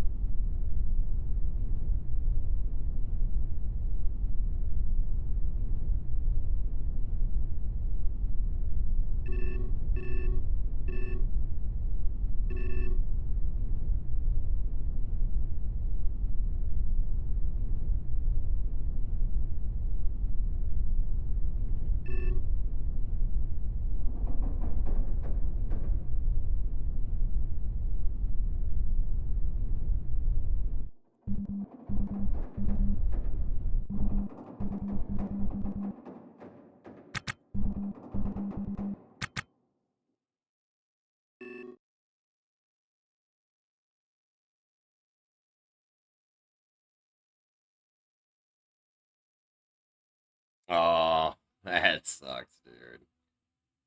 Good about breakfast, but sucks about going back to work. It's like me every fucking week come on Wednesday night. Like, no, I don't want to go to work.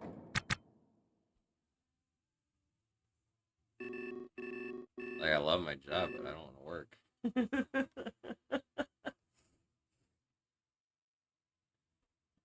That makes any sense.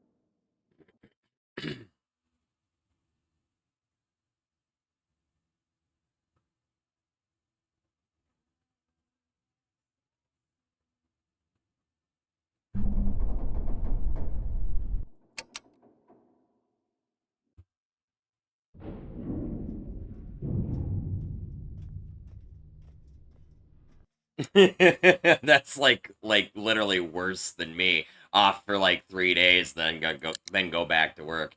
At least for me, it's still routine. By the time you go back to work, you're already like, oh my god, I gotta go back. Oh, I totally understand that thought, man.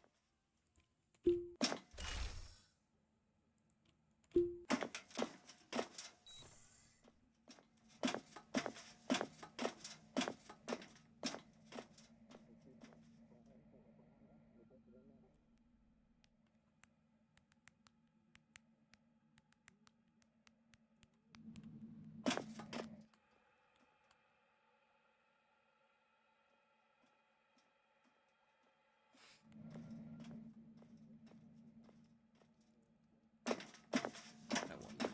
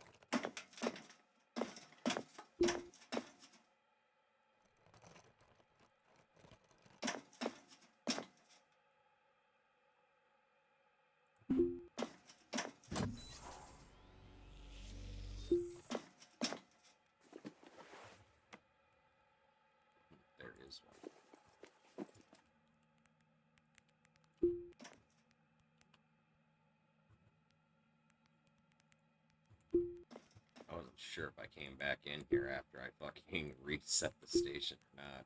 I've been having such a hard time with fucking bags. I'm totally taking this fucking bag, 'cause I don't give a fuck. Make sure there's nothing in it.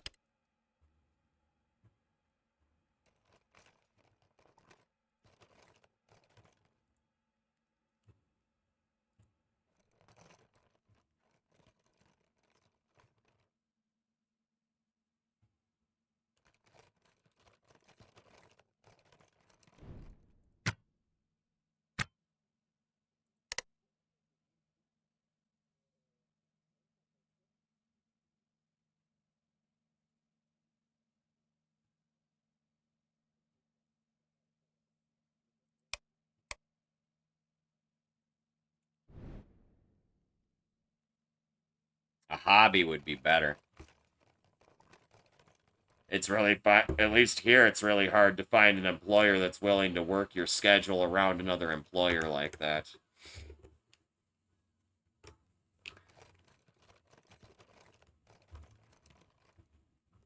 Sometimes gas stations will take, like, seasonal quote-unquote employees.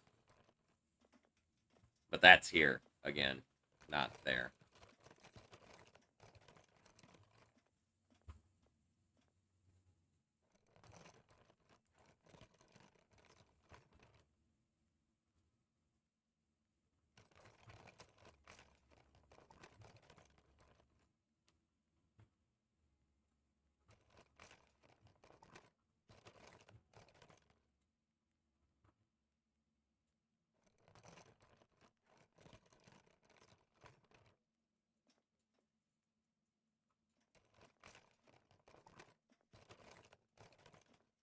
That's the response you usually get. Yeah, nobody wants to work around another employer. It's so fucking dumb, man. Even though this is the society that they fucking created for us, where we're forced to do this.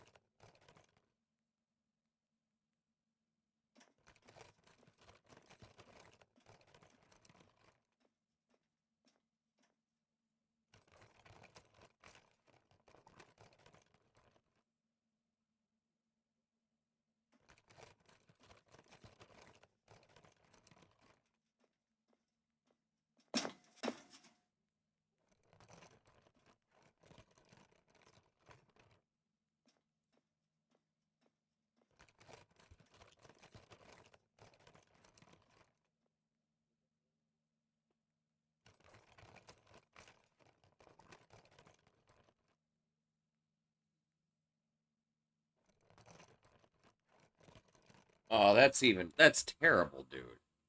What the fuck?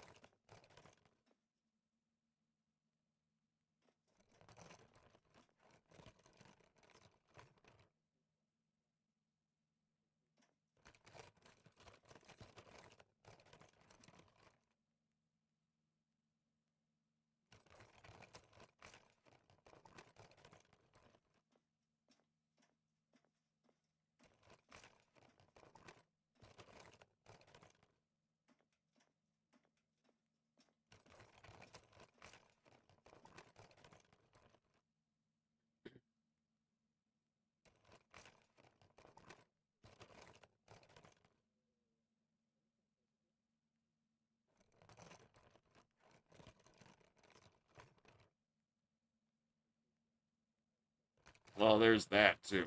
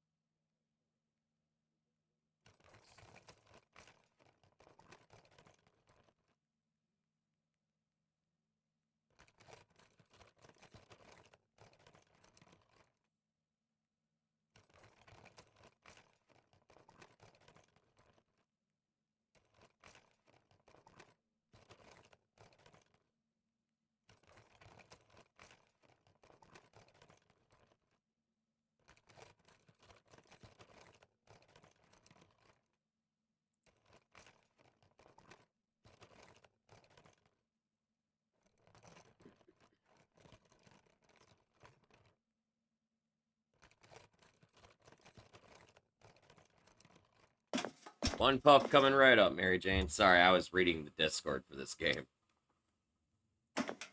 Trying to keep up with that in the forums, because, yeah, this game's getting some active updating right now.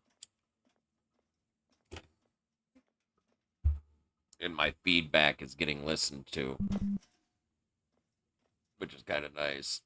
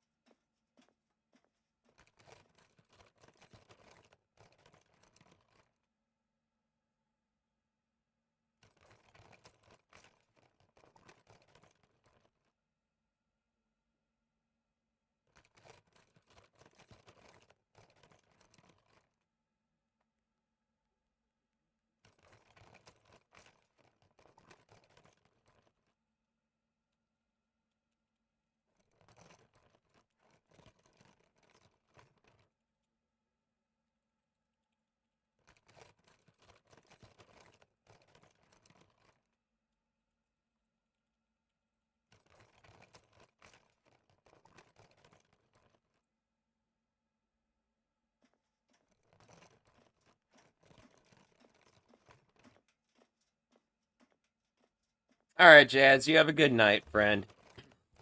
It was good to see you. Get some good sleep.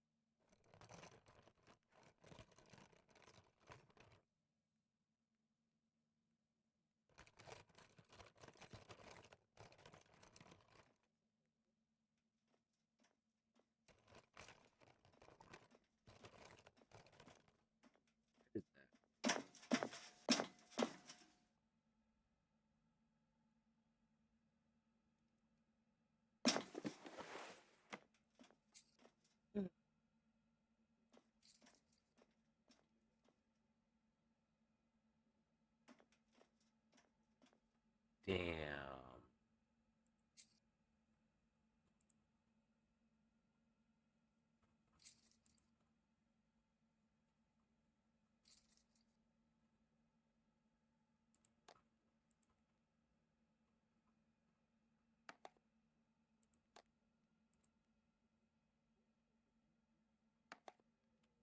That.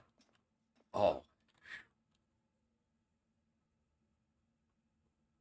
I thought it broke.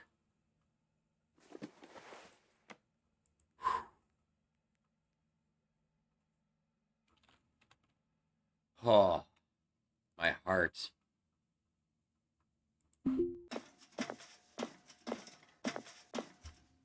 That was $10,000, man. My heart. My fucking heart. Ugh.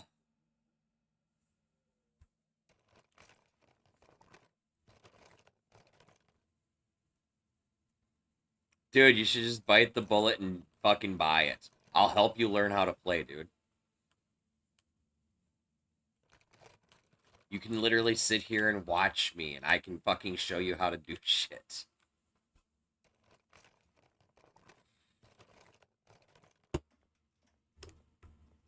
You at least have the advantage of knowing somebody who's playing it right now. Plus, they have a very active Discord. Like, seriously, very... I turned my fucking eyes away for 1 second, and their general channel has like 200 fucking messages in it, okay? They have this huge fucking Discord community that is very helpful. Like, super, super helpful.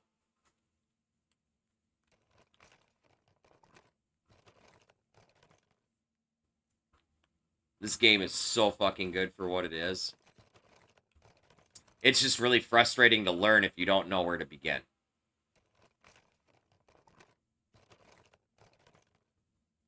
And then the other thing, too, is you've got to be... If you want to, like, get going in this game, just like Project Zomboid and a lot of other survival games, there's this fucking period in the beginning where you start where it's really slow going.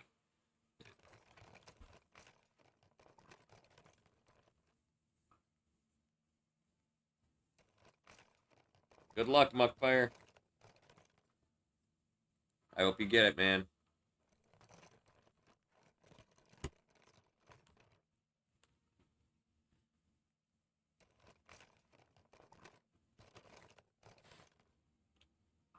Like, let me tab over. I'll go to their Discord right now. Oh, wow. This is the first time I've looked, and it's only 2 messages. Oh. Holy crap. Fucking while I was at work earlier, it's just the fucking... I tried to check the Discord and whatnot while I was at work, because I'm trying to learn stuff from some of these guys, and it is so much fucking shit. Lucky number 13, Muckfire.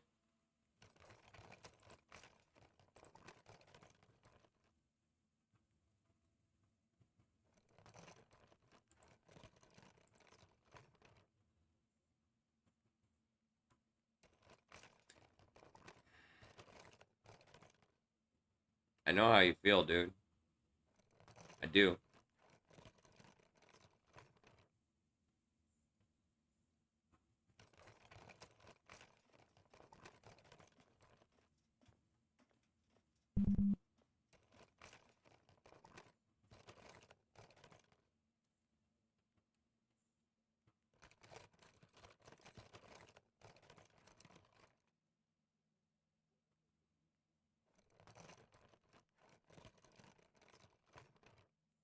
That's fair.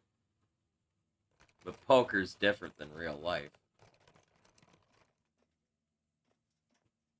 That's a game of chance.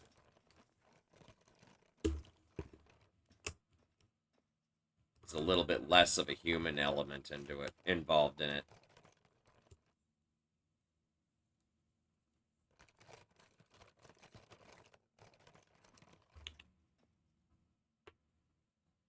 Dealing with employment is so much different now than it was when I was in my 20s.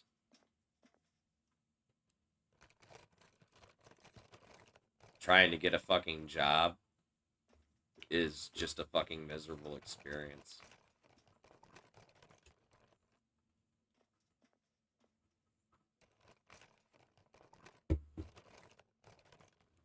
Especially with the majority of these places having like online applications or little computer kiosk things that are all fucking rigged to fucking look for specific answers and then spit your application out. You know? So nobody even gets to see your shit anyway. These companies are like, well, we don't want this and this and this and this, and they don't care about anything else. So the application system just sees, oh, well, it's got this and this and this, so it's bad. Never mind the other fucking shit, the entire fucking 20-year work history that's fucking attached to that resume, you know, or attached to that application.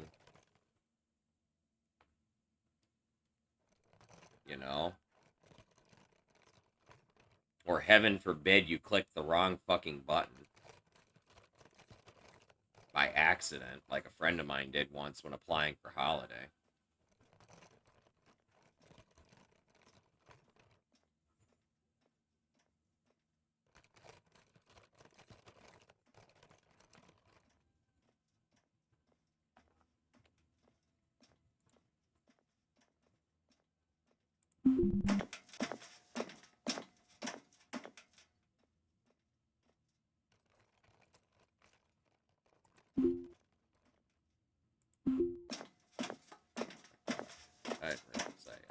Yeah.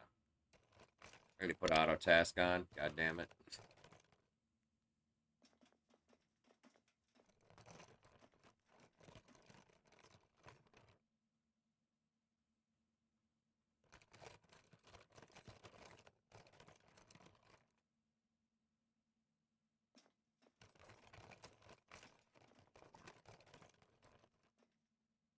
Well, the shitty thing is about that fucking no response is sometimes that no response is just simply because of a computer algorithm. You know? Again, back to the online applications and the fucking kiosk applications and stuff. The non-physical paper applications, okay?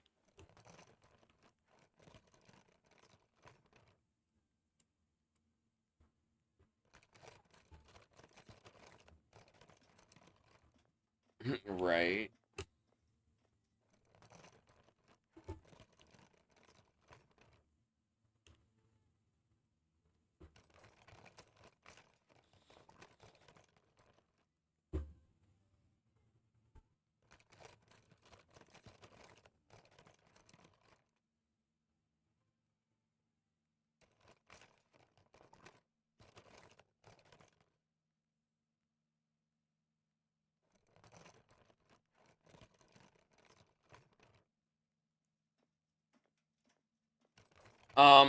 What's most likely happened if it was like some sort of online application, you filled it out online and sent it to them, you probably got rejected by their system and not by somebody who actually saw your application.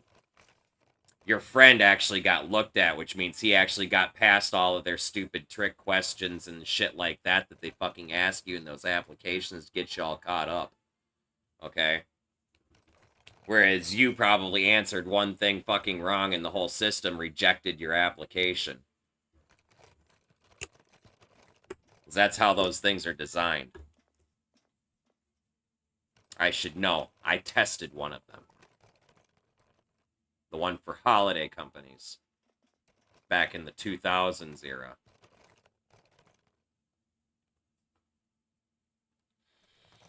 People would be surprised the sheer number of applications that actually never get seen by human eyes. Because they're automatically rejected by a computer. And I say this as a guy who loves computers to death. Obviously.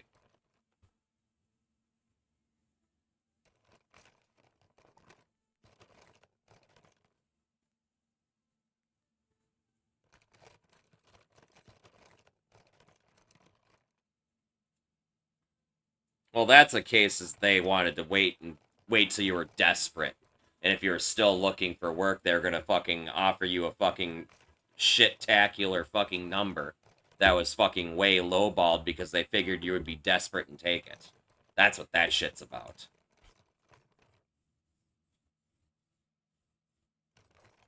That's just a fucking toxic manipulation game done by companies.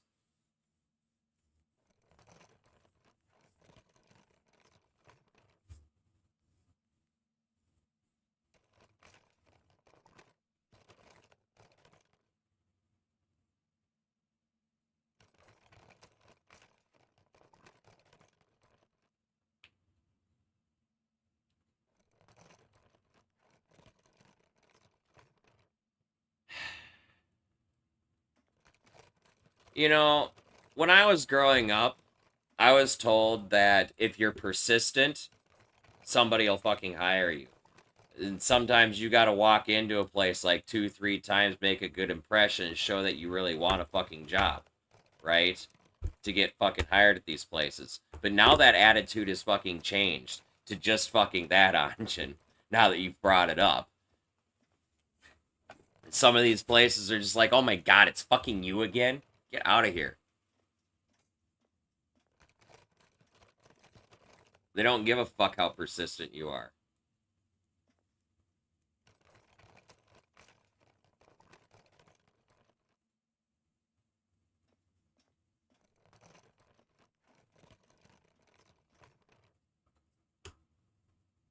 That's because at that point they figure they can manipulate you more.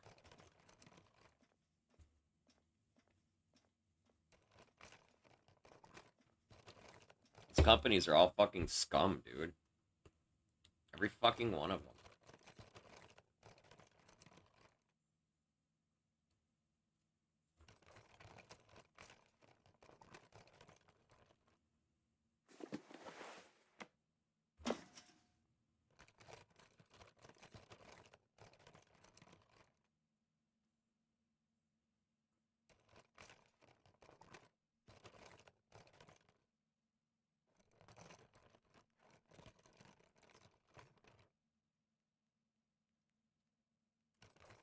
How did my shit get damaged?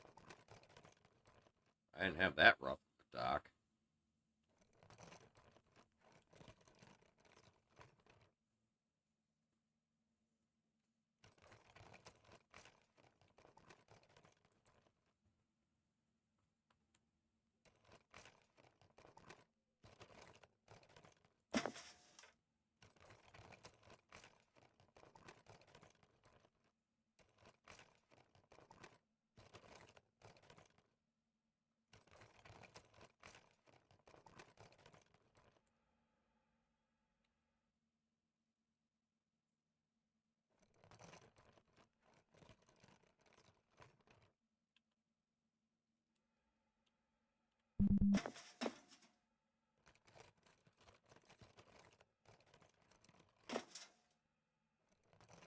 I must have taken a rock or something.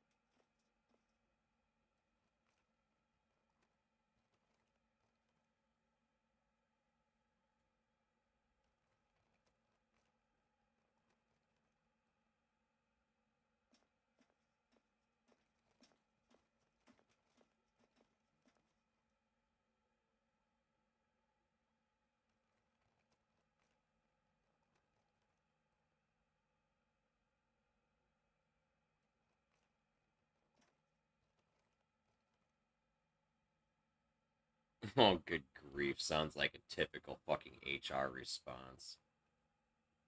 Fucking regurgitated garbage. Fucking read from a goddamn script. I'm gonna tell you what. When I worked for the club and people would come in asking for fucking work, I'd always tell them, oh, we're kind of slow right now. Why don't you check back after the summer's or when the summer gets going, or when the fall gets going, or when the fucking holiday season starts? Blah blah blah. Just keep checking back. Keep checking back. Keep checking back. That's what I'm supposed to fucking do.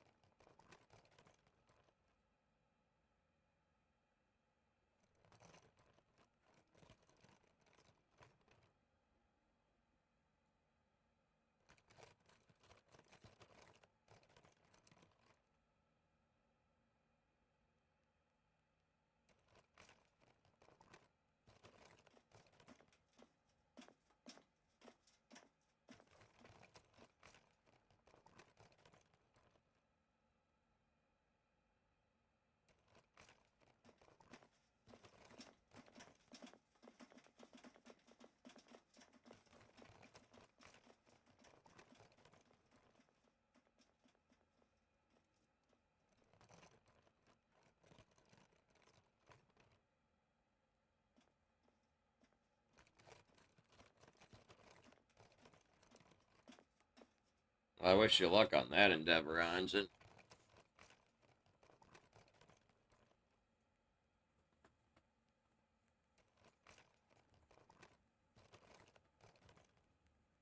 I'm sorry if I sound so fucking negative too, dude. I have an American perspective of things because things just work fucking stupid over here.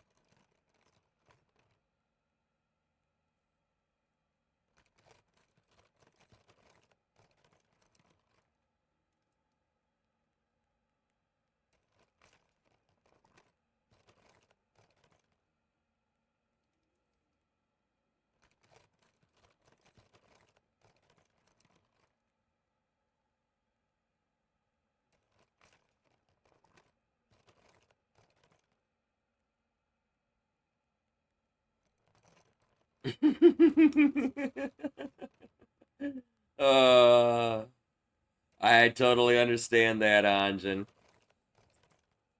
I'm at the point where I'm just straight up jaded, and I'm over it, and I'm done.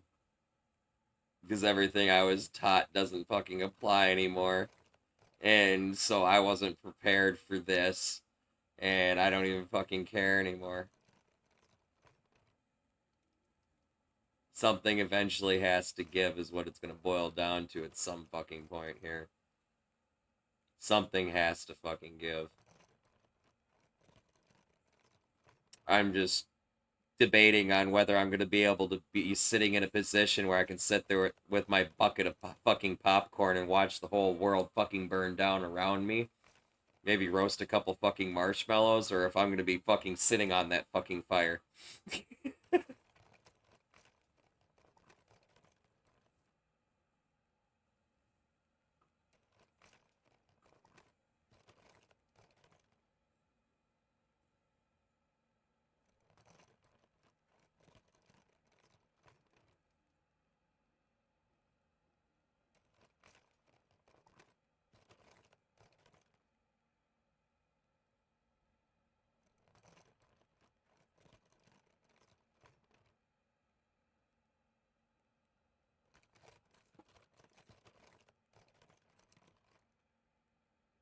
Sometimes you just have to go do what you want to do. You know? Or at least try to. You know, despite whether it's the best option or not.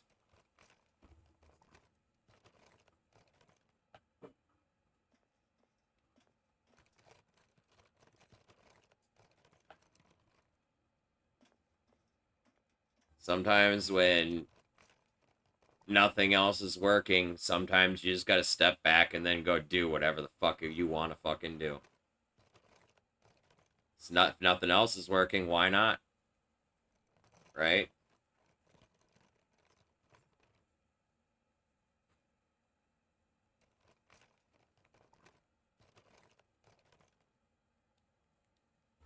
And that's kind of where I'm at. I'm just pretty much doing whatever I fucking want now at this point. So I just don't care anymore.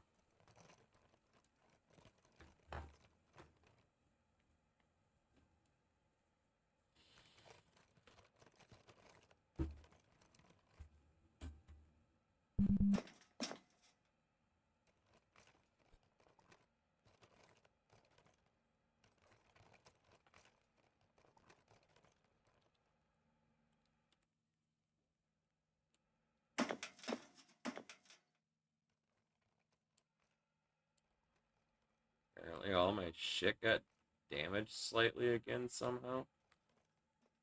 I just repaired all this fucking shit this morning.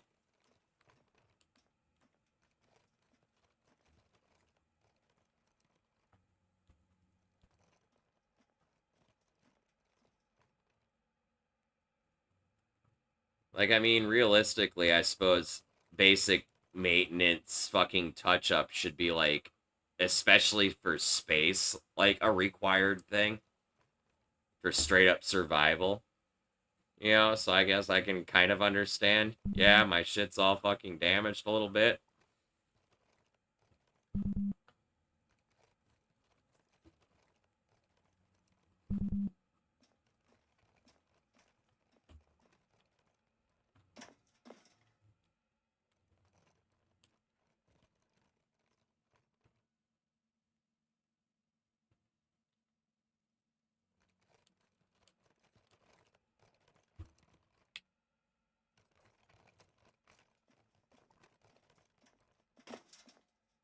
Yeah.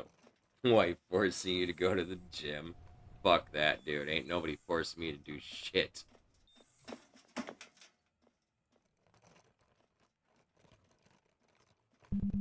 I have no insignificant other for a reason. Alright, catch you later, Anjan. Have fun. Love you, brother.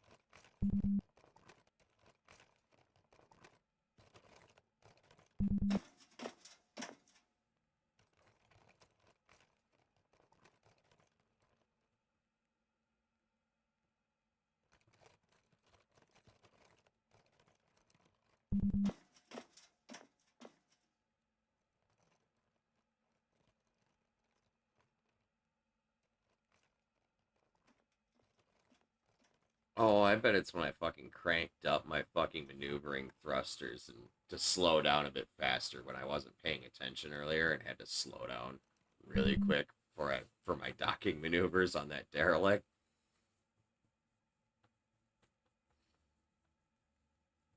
'Cause I was pushing that thing to about 3 Gs, trying to slow it down.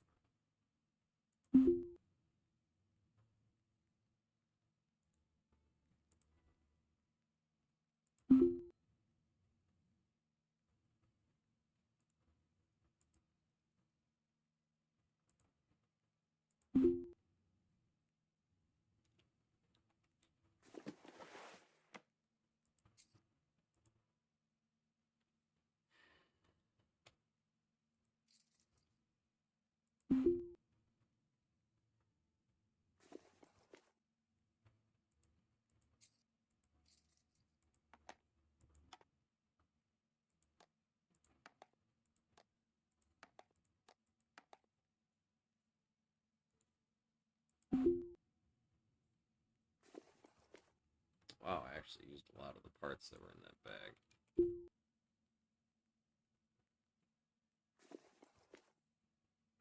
Wow. Okay then.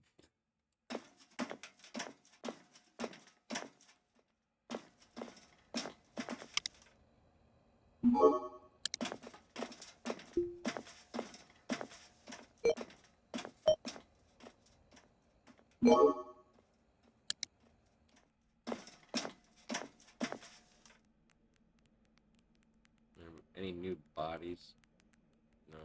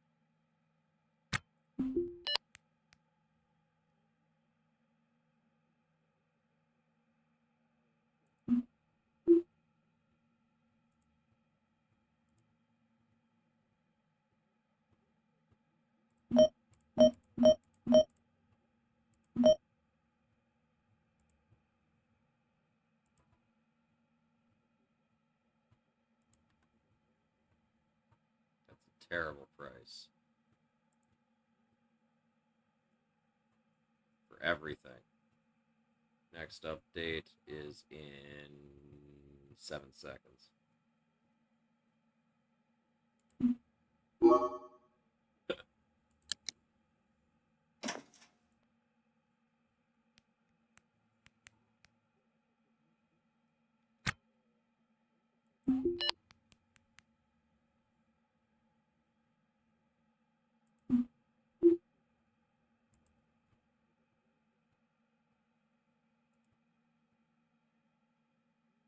That's a good price for those. That's a good price for that. And that's an okay price for that. Does not want my CO2 scrubber, though, at the moment. Or my fusion core pump. Next update is in like a minute and a half. Or no. It's in 20 seconds, actually.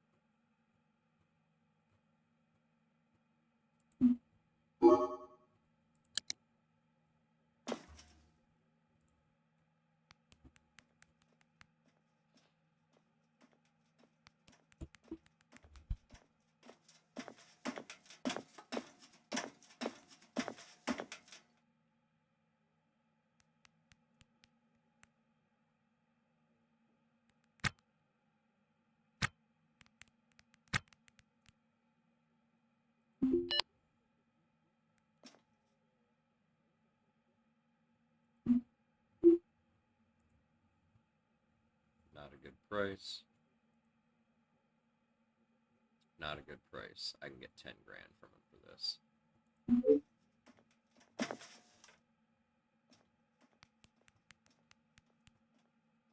I didn't even check to see when the next update was.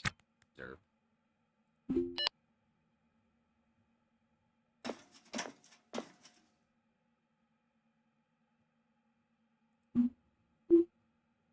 Or 11:32. Oh my god, the next update's in 5 minutes.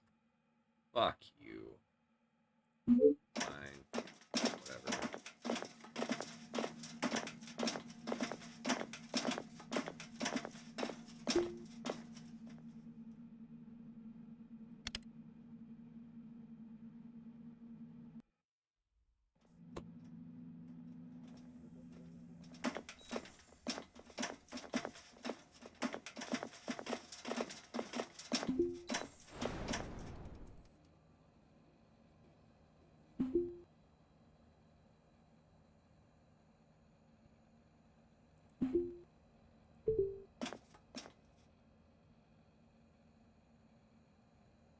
$250 grand, I can remove my scar, which actually might not be a bad idea at some point, but not right now.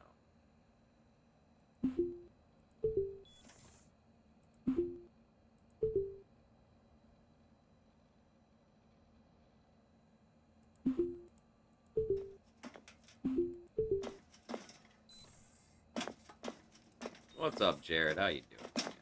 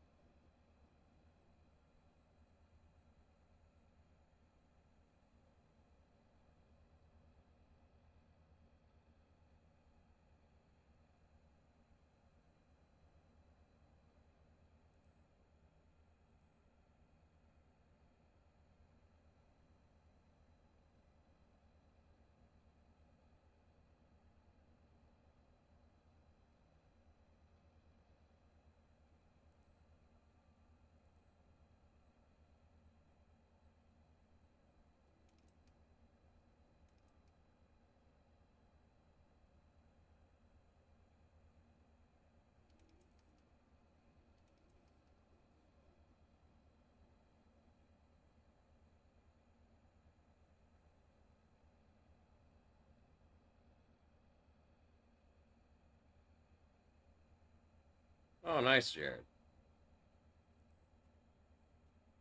That's awesome.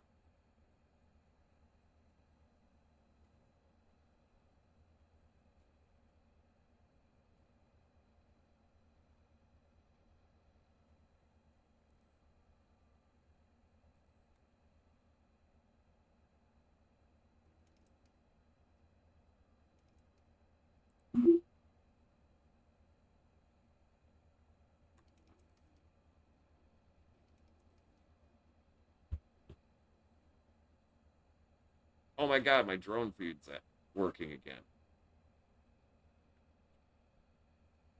What the fuck happened to fix it?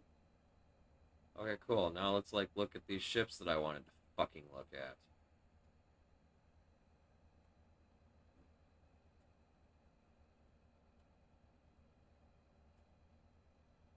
Actually, I want to look at this one. This one might actually end up being my next one.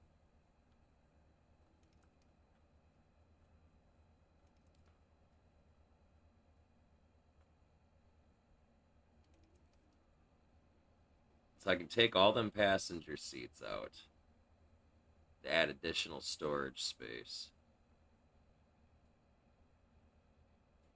It's got a Hydra RCS, which is actually really nice.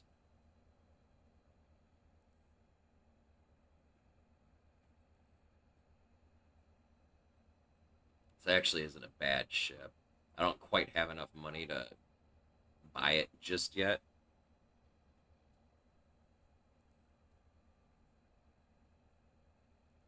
Oh, that's cool. I keep hoping on a prayer that Undead Legacy releases a new version sometime in the next millennia, but it's probably never going to happen.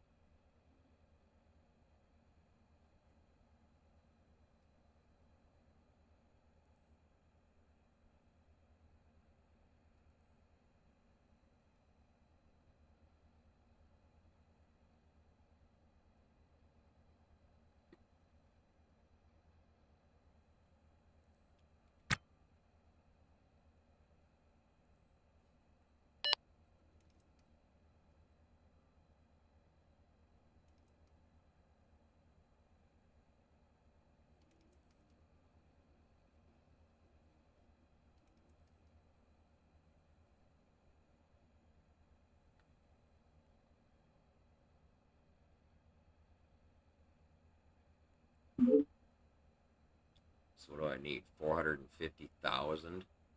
put down on this ship.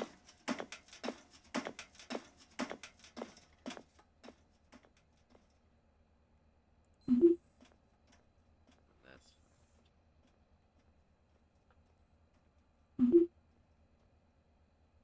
so after I sold my old ship, I could pay off this one pretty fucking close.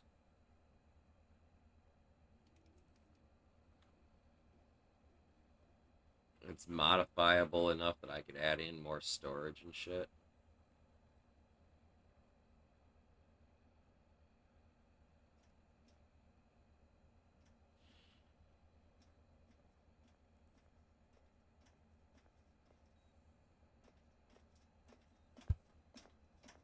I have to change my playlist here.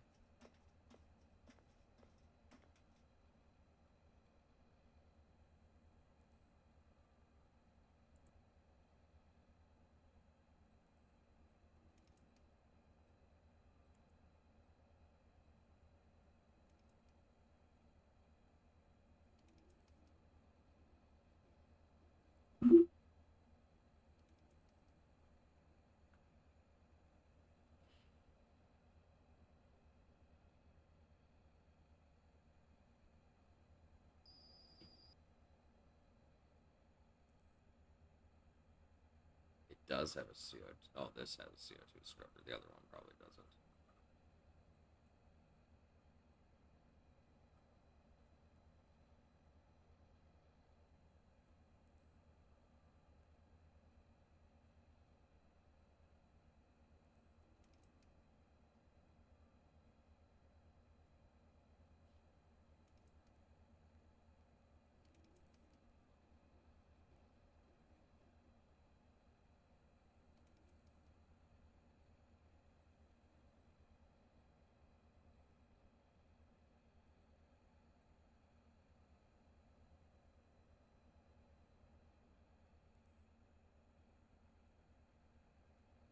It's running dual hydrant. Oh, I've seen this ship.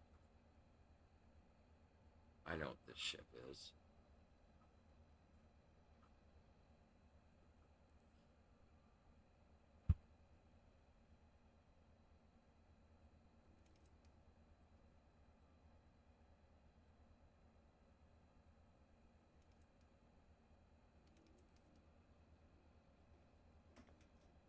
Doesn't have a cryo tank though.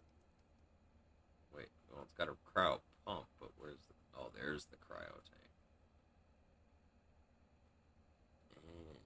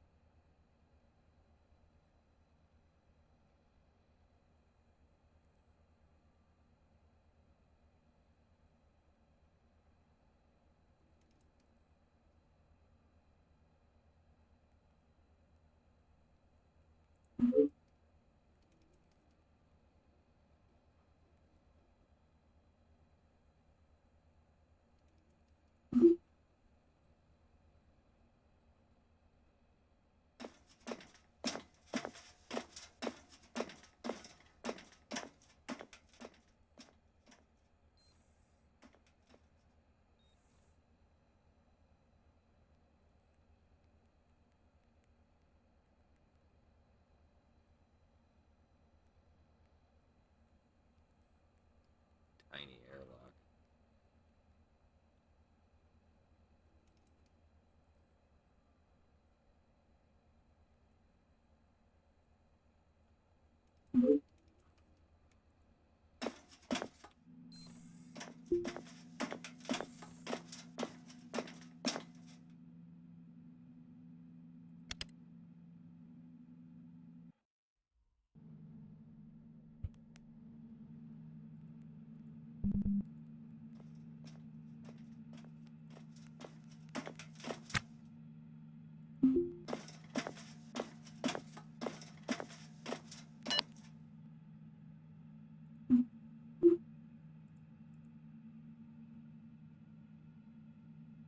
No, you can do better than that, homie.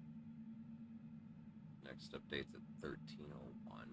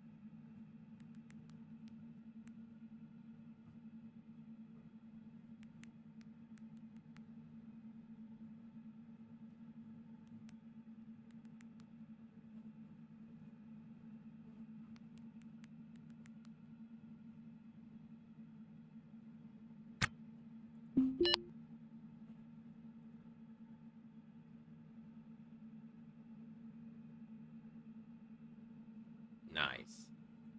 Wake and bake.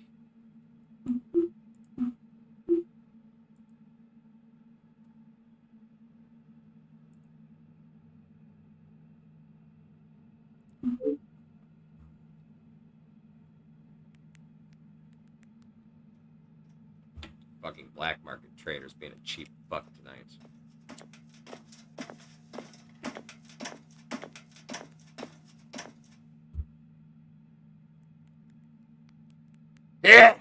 Excuse me.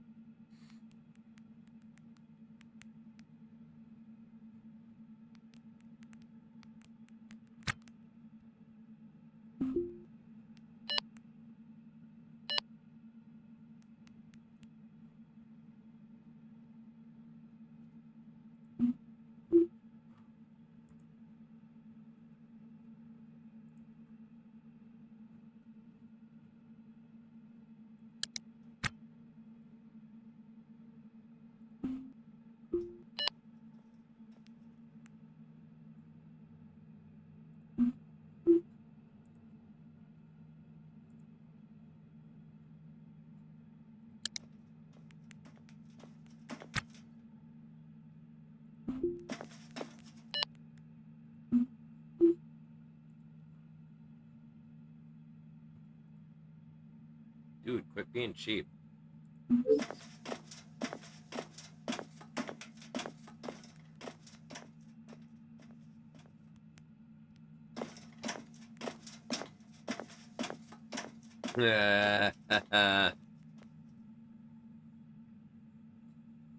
Yeah, that's always fun. But to be honest, if it's done right the first time, you shouldn't have to redo it. Unless you haven't done it for like fucking 5 years or something stupid.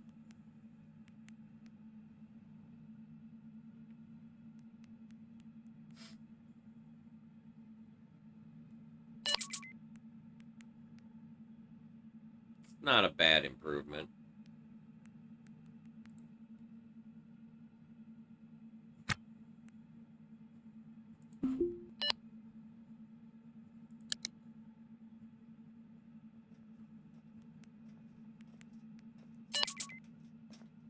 Oh, gotcha.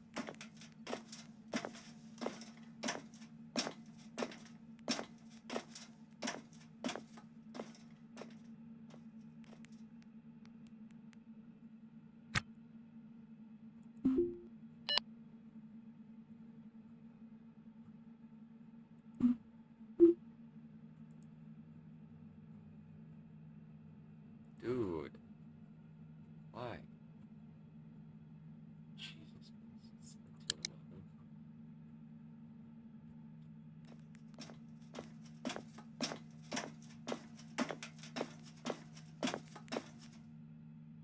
Gotcha.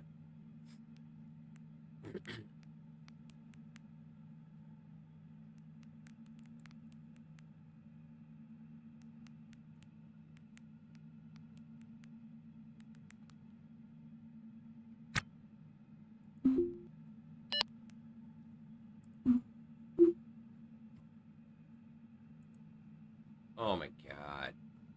Cheap fucking bastard.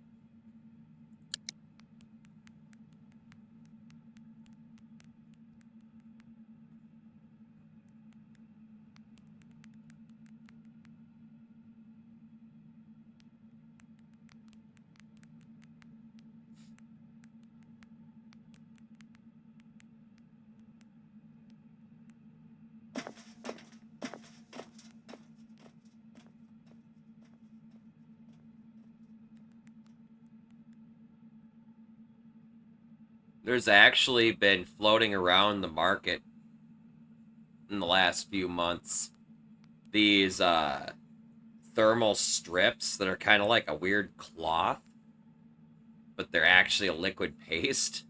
They feel like a fucking cloth. Anyway, you instead of putting thermal paste on your processor, you put this cloth on there, and then you put your heat sink over that, and it's been showing some huge fucking promise. And the kicker is they're supposed to be reusable.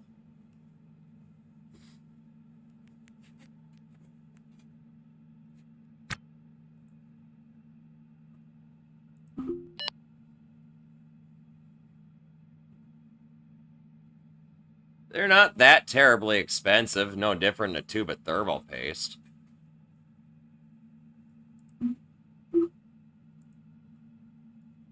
I'll have to see if I can find out what they were called, because I can't remember. I posted in the Discord a long time ago. I tagged one of my techie buddies in it, because that shit, if it's actually as solid as the tests have been showing, that's gonna fucking change everything, man.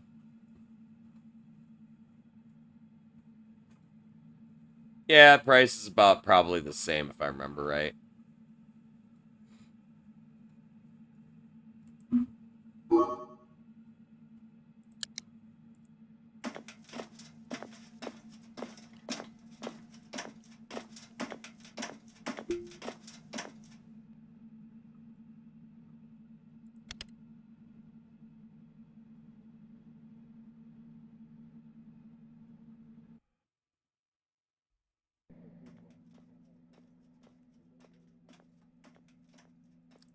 I don't remember if that's what it was called.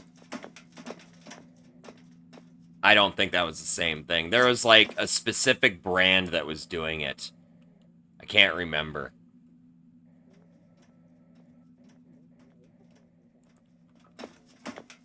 Now, to be fair, I haven't seen anything new pop up about the stuff in a while, but a couple of the major tech channels on YouTube were covering this shit.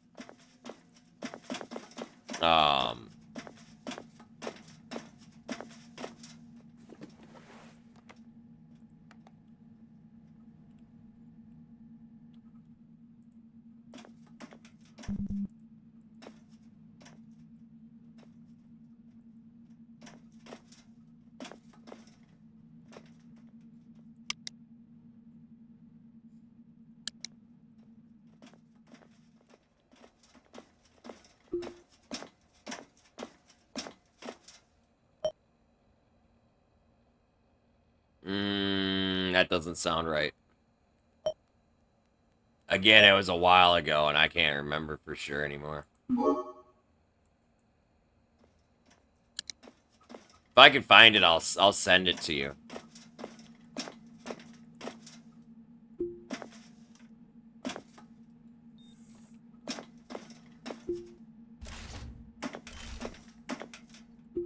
Now, on the reusable side of it, this might just be the fucking old school techie in me. I don't trust that worth a fucking hill of beans. But I couldn't argue with their fucking temperature testing and shit. It was definitely holding its own.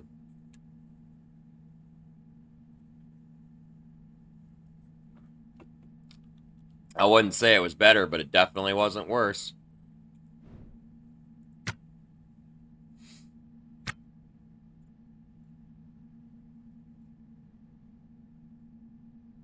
I don't remember.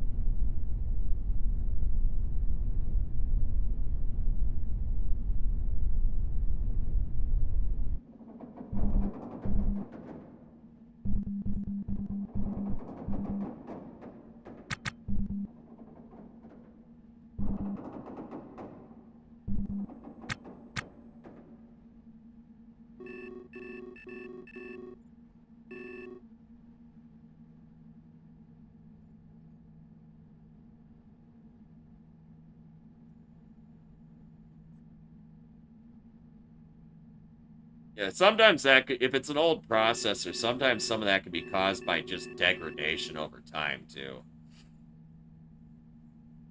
You gotta remember how much, especially if you turn your system off and back on and off and back on again, the electricity running through all of that shit causes that shit to heat up and cool back down and heat up and cool back down. And that has, over time, consequences. Which is why I leave my shit running all the fucking time. My shit's almost never shut down. But that's why my last build lasted me fucking almost 10 years. The only time it was down was when the power was out. Alright, catch you later, Mary Jane. It's good to see you. How many years old is that, monkey? Is anything over, like, fucking 4 or 5 years is pretty fucking ancient in computer tech terms. That's a middle-aged processor. It's not old.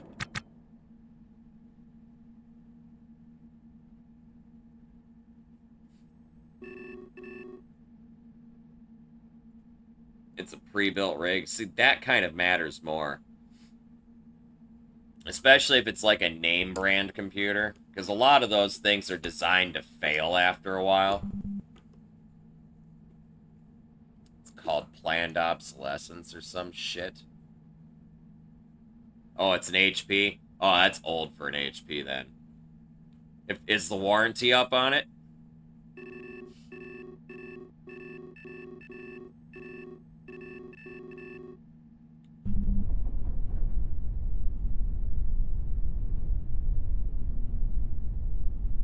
Yeah.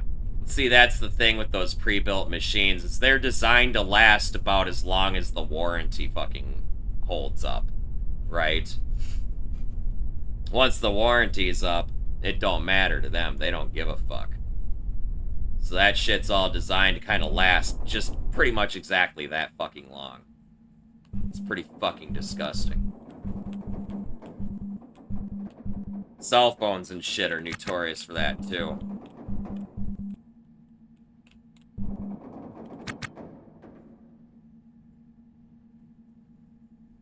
More or less. I'm not saying you're on imminent failure, right?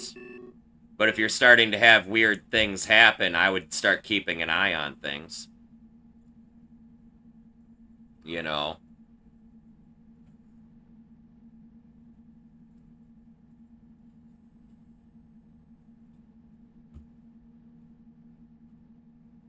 Those pre-built systems, I trust them about as far as I can throw them, which isn't very far, really. So I will say one thing about those pre-built systems. Their cases are designed to take a fucking beating. I've had pre-built systems get dropped down a flight of stairs and power up just fucking fine.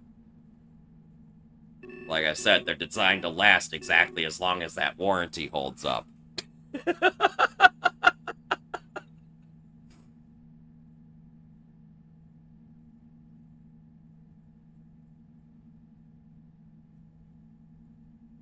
As I say, the case is designed to protect the hardware more than it is to design to fucking control the airflow. The airflow problems aren't going to affect the warranty as likely as, like, physical damage would.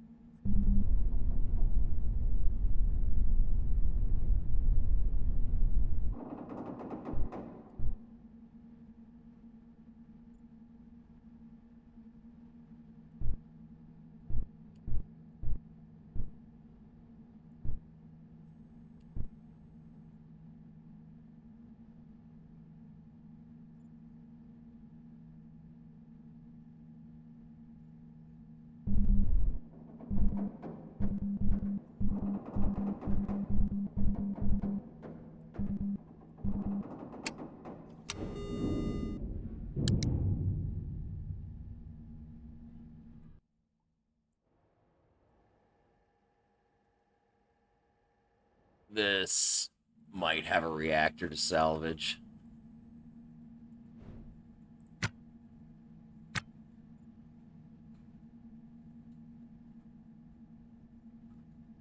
So here's the problem with that, is those cases are designed with proprietary motherboards and whatnot in mind.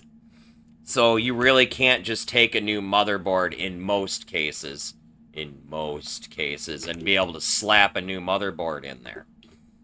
You might be able to change out the processor or something like that, but odds are, especially with Hewlett-Packard, Gateway, Packard Hell, fucking Dell, all of those companies, their cases are designed with their own brand of motherboards in them, right?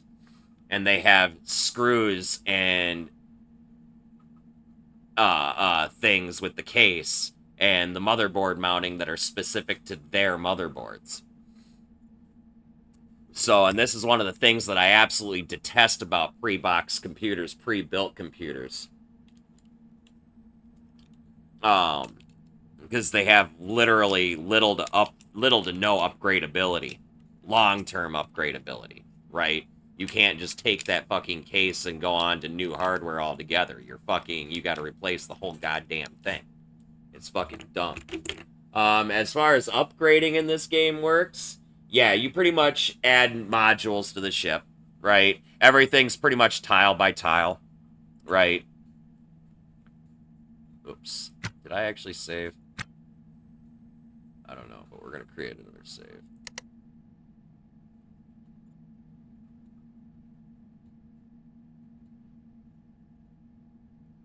Yeah, that's about the extent of your upgradability. Your processor, your RAM, and maybe your video card. If the case will fit a new video card.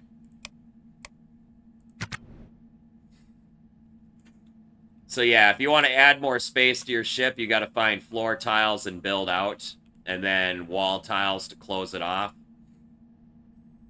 And then if you want more thrusters, you install more thrusters. If you want more intakes, you install more intakes. You run power to them and everything.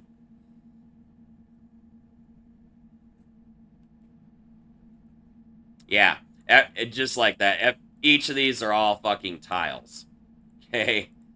Each and every single one of these. And they all take independently damage and whatnot when things happen as well. So you have to, like, repair all of this stuff periodically. Otherwise, you might have hull breaches and shit.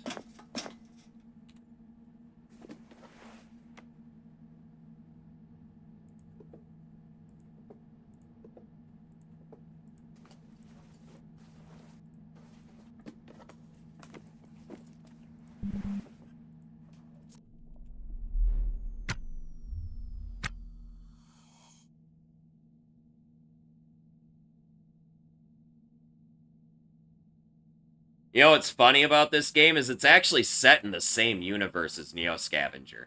This is just what's going on in space at the same time. Pretty much. Right now, it's mostly just salvage and sell stuff, make money, buy bigger ship, or upgrade your ship with personal add-on salvage from other ships. And I mean, there's so much you can fucking do. They just added the torch drives, which allow you to travel to other planets. You do have to account for, like, G-forces and their effect on the body and stuff. And, like, they just had a whole huge update that's in their public test branch right now. It's not on their main branch yet. But I do highly recommend, if you get this game, do their public test version, because there's so many quality of life fixes in it, such as frame rate fixes and a whole lot of things. But I will also warn you about this game. I will warn you. This game has a very painful learning curve. Like, borderline, you almost need to have the brain of a fucking rocket scientist to fucking be able to do some of this shit. Right? Docking and stuff, and navigating through space, that's straight up fucking white knuckle. You don't have, like, a view screen to see what's going on around you. You've got a little itty-bitty fucking radar screen. Right? This is your navigation.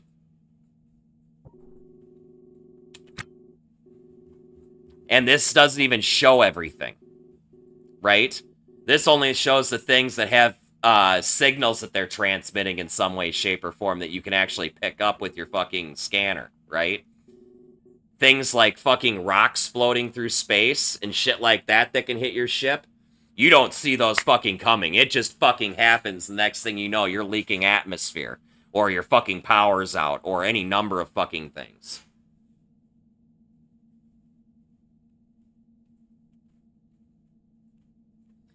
But I will say the thing, and I've said this in previous nights playing this game, the thing that really sold me on this was my first disaster. Not my learning disasters where I was learning how to dock and shit like that, but my first in transit to some fucking derelict ship disaster. Where I had a random rock that hit my fucking ship. Right? And it knocked out fucking half the power, or the power to half of my ship, which in turn knocked out my navigation and everything.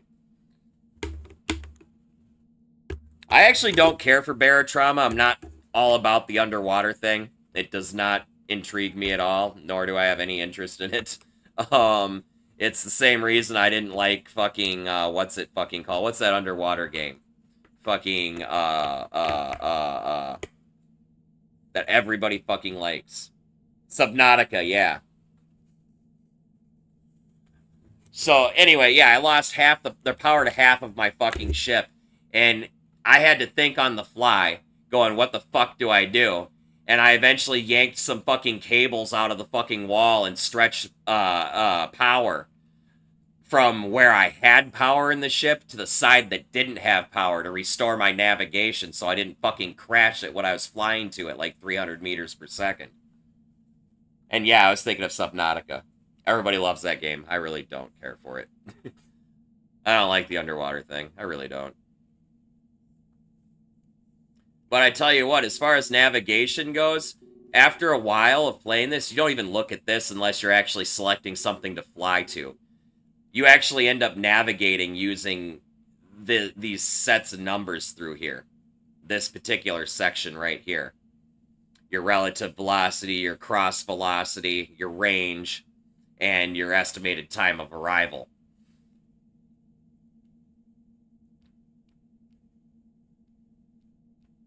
I went full Star Trek engineer. I totally fucking did. And it was the best fucking terrifying experience of my fucking gaming career. No fucking lie. I was sold after that. I've been able to put up with every other bullshit bug and crap that they've had in previous versions of this game, all the way for it to get to the point that it is now in this test version. Fuck Scotty, we got a Timmy. I come from a family of MacGyvers, okay?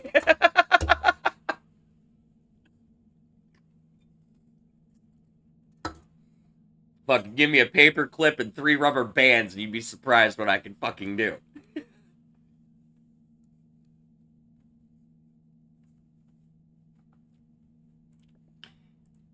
It was a straight up 10 out of 10 unforgettable experience. And I don't get that from a lot of games. Okay? I really don't. A lot of games, I just end up, that was kind of cool. But like this is different. This is so different.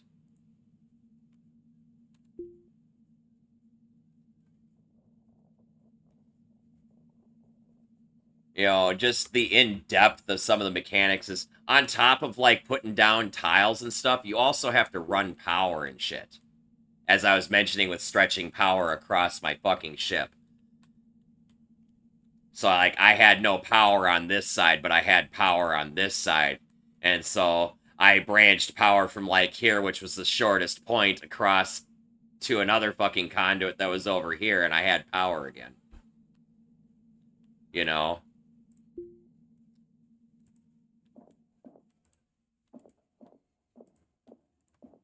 Score.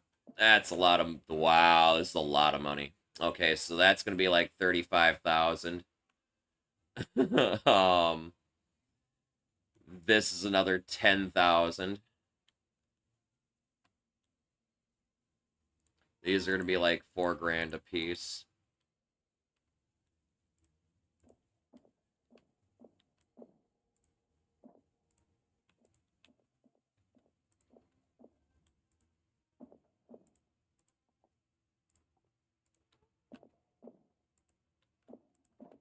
Thrusters too. That's beautiful. I wonder if this ship actually has power. Oh, look at that. It has power. It's got a big old gaping hole right here, but it's got power.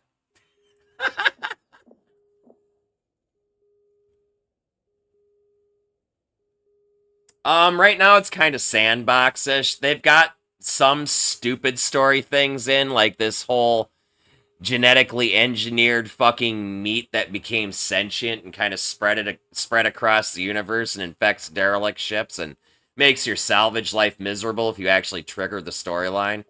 I've spent my career learning every way to trigger that storyline so that I don't fucking ever trigger it, so I don't have to deal with it because the meat is obnoxious. But there are people that like doing that because you get stuff out of it, I guess. And then I guess there's some content with Venus right now that they just added in because now you can travel from Ganymede, 1036 Ganymede, which is where you start, which is this planetoid that has an eccentric orbit around the sun. You can actually fly from there to Venus and shit.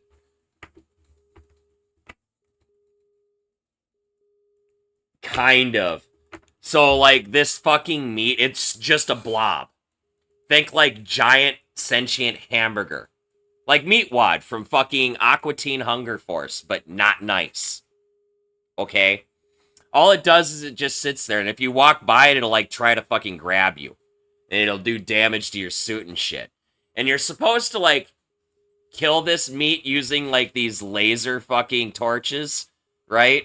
And then you get some things from it that you're supposed to place down in a specific way to create an altar to summon some fucking thing that is the end of that little storyline, right? But I choose, again, not to do it because it's the most obnoxious shit in the fucking world. So I don't trigger it. I found 4 ways of triggering it so far. Never again. But like I said, there's other stuff too. They've got like a race thing around Venus as well. You can like enter these races and win prizes or some shit. Like the game, it's insane. And then I actually have to show you this now. Hold on, I've got to go back to my ship because there's one more thing I have to show you.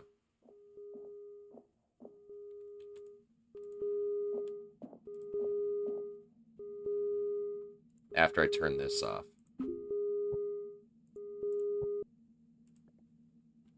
I have to show you one more thing. If you want, I want to show you the scale of the universe in this game.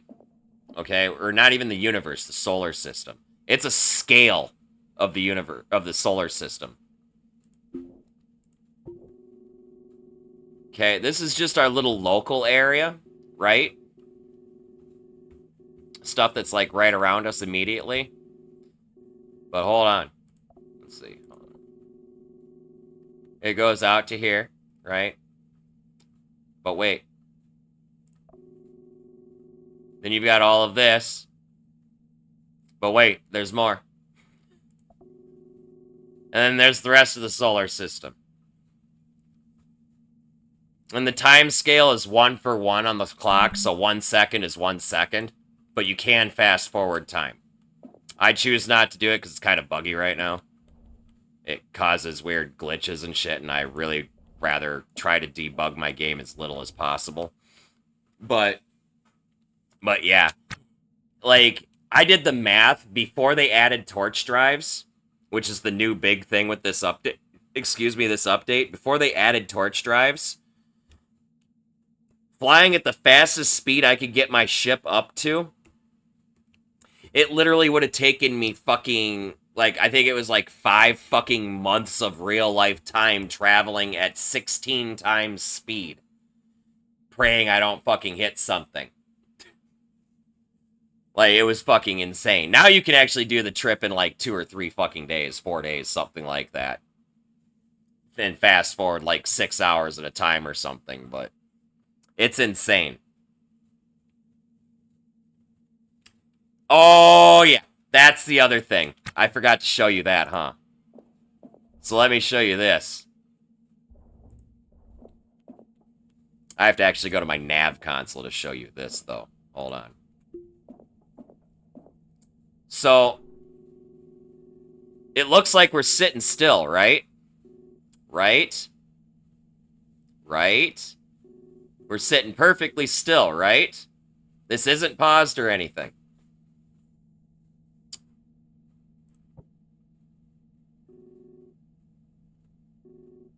Everything's actually following an orbit.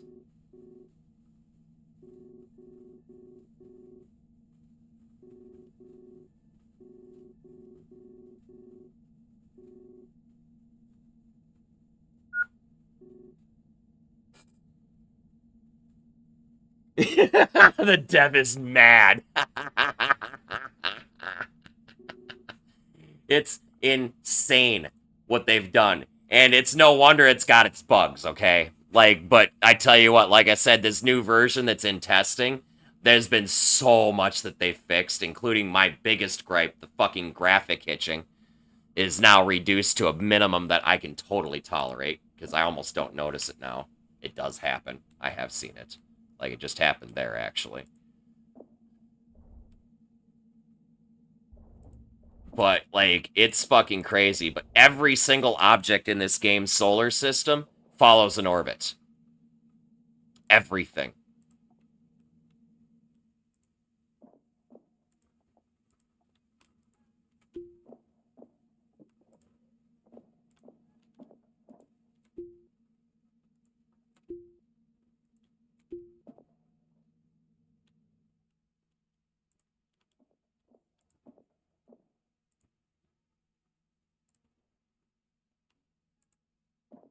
Don't mind me while I pick up all the random scrap pieces parts.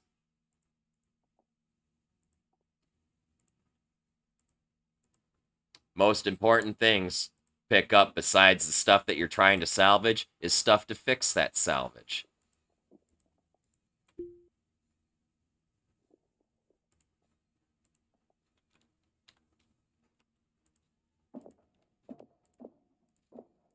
Salvaging the stuff does you no good if you can't fix it up. 'Cause nobody wants to buy broken shit.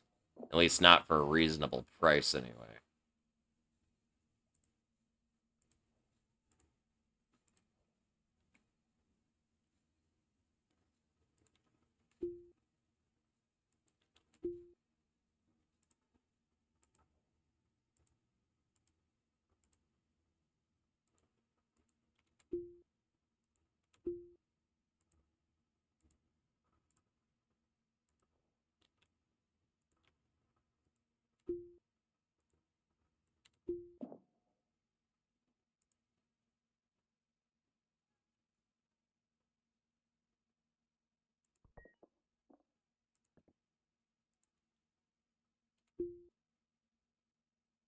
Come on, good loot. Okay. I'll take a katana. That's cool. Except that I can't... God damn it. Let's do that, I guess. So I guess that can't go into a bag.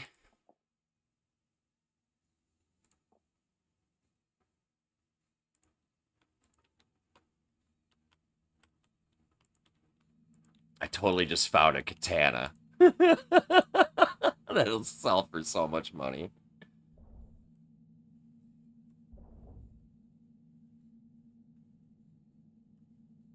Yes, totally. You could rip it all the way down. The only piece you can't take off is the airlock itself. The airlock has to stay, but every other block, every other tile, and all the stuff on those tiles, you can take off and install on your ship if you want. It just takes a long time. I would prefer to buy ships myself.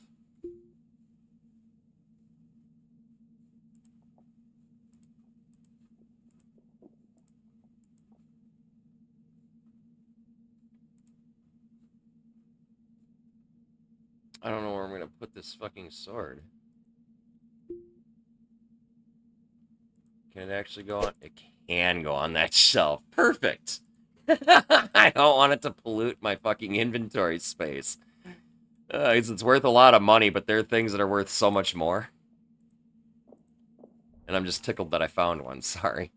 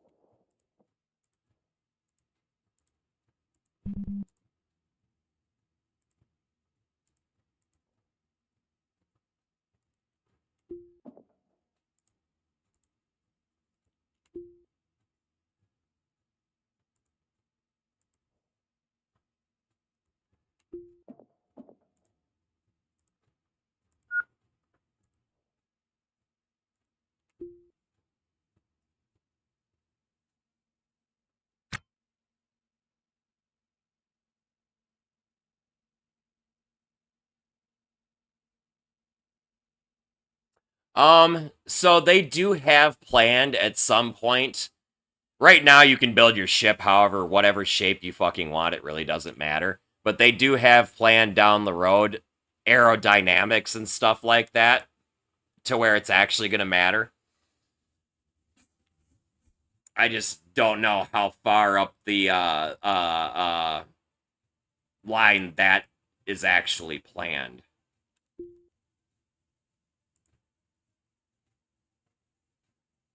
I don't remember where in the roadmap that is.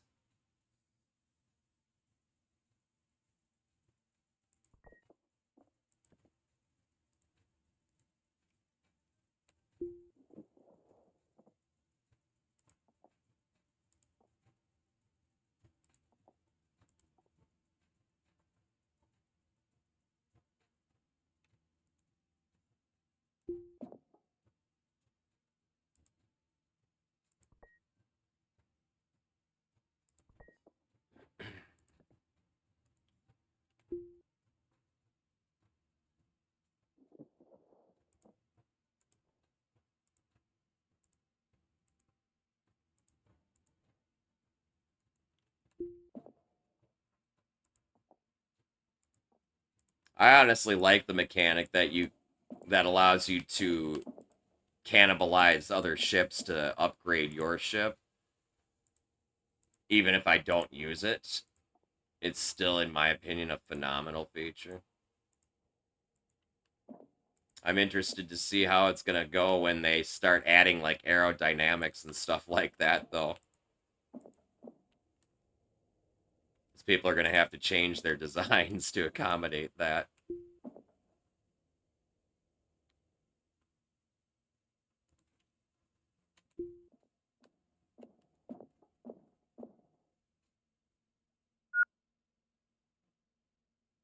Yeah, it's only one floor. You don't have multiple levels. You don't have Z levels to deal with. It's just X and Y.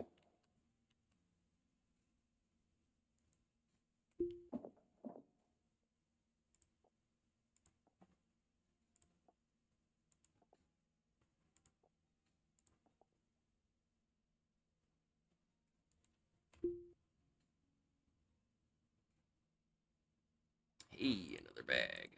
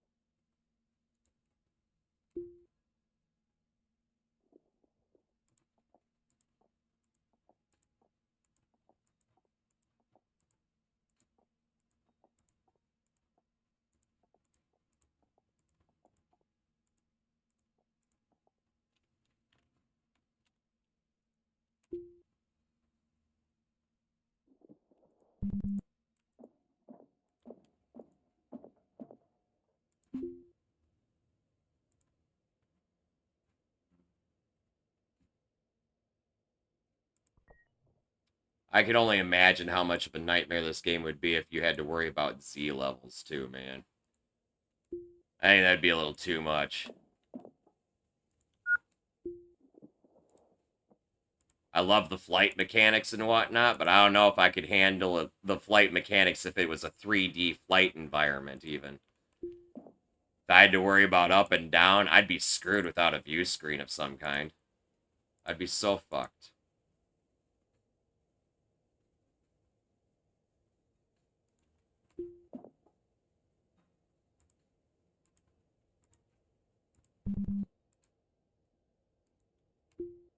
I'm fucking smart, man, but I ain't that fucking smart.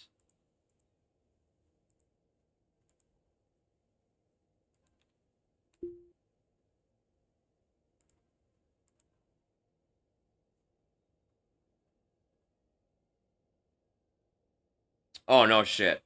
It would be literally a fringe group of people that would have appreciation for that, too. Especially if they set up the orbits so that they actually work the way they really do in space. Because orbits aren't flat in fucking space. Everything's got a kind of a slightly eccentric orbit around the fucking sun. You know? Like, everything kind of spiral corkscrews. It's really weird. Right?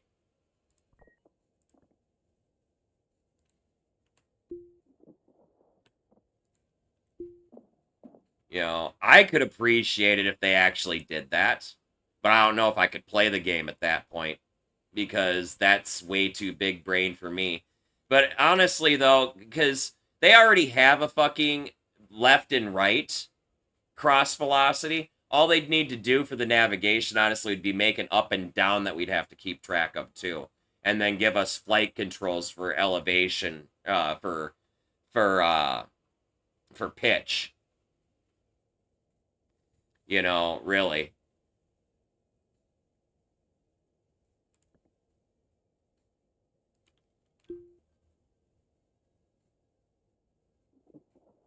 So, I mean, I can see in my mind how to do it, but there wouldn't be enough return on it gameplay-wise, really. Again, it'd be down to a fringe group of people that would actually have appreciation for it. But otherwise, kind of a waste of time.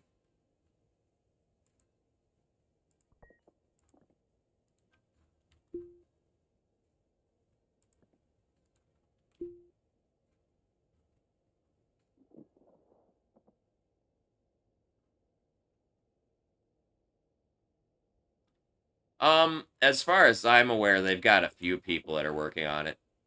I think it's 2 now, maybe? I don't know. There's 2 on the forums that are active all the time that are flagged as devs, so...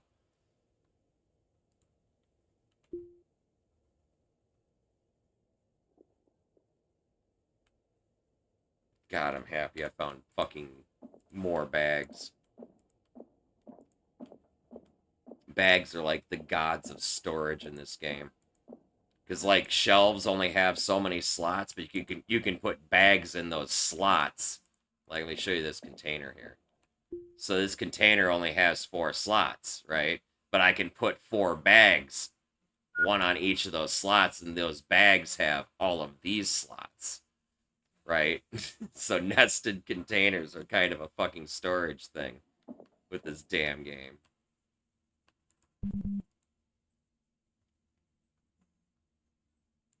Did I not open this one?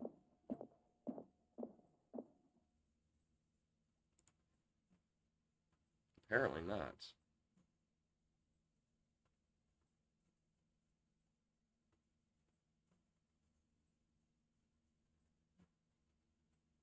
Oh yeah. They're kind of rare, but they do pop up. I don't remember if they're actually worth anything, but... Not an item I look for when I'm out. Truthfully.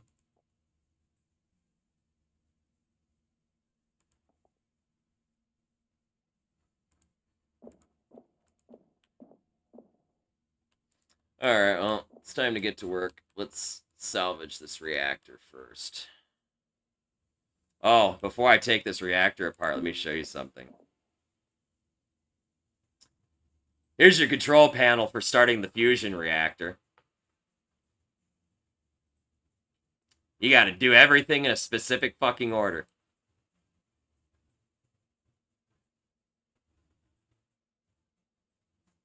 And this here is basically your checklist.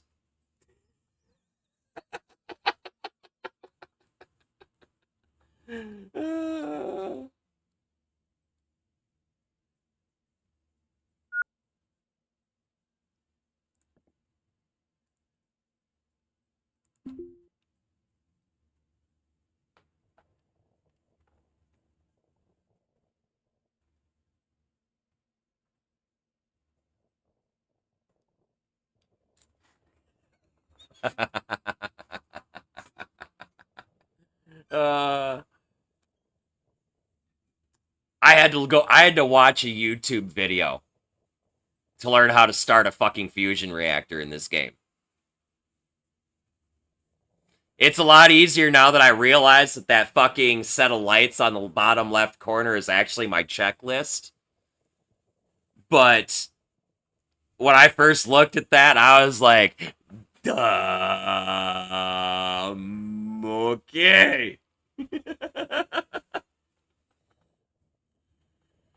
I'm like, I'm not going to be using fusion reactors right away.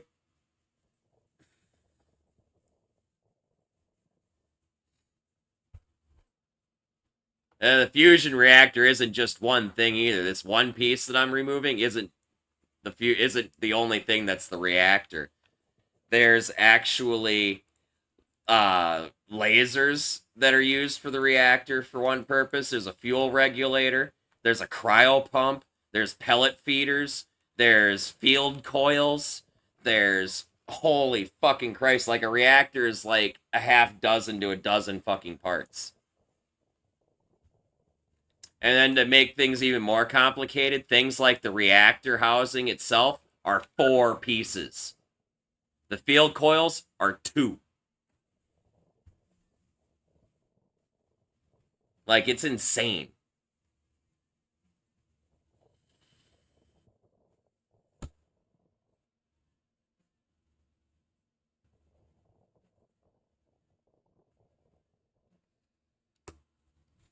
Dude, the devs are going for a pretty impressive level of fucking realism, balanced with a fair bit of fun. Like, I really have fun with, like, the disasters and stuff that happens. I've been boarded by pirates on a couple occasions. I've docked with derelict ships that had pirates on them, and I've had to fight them. Like, there's enough things that can happen in this game that it'll keep me entertained for a very long time.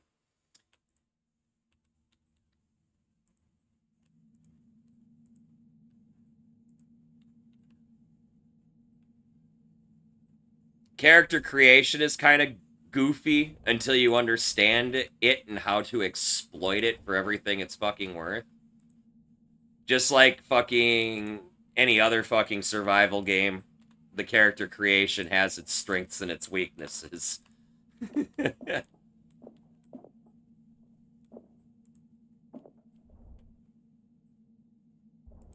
It's a bitch because of the RNG aspect of it, but you can really stack some things in your favor in the character creation, which is basically what I did with this character.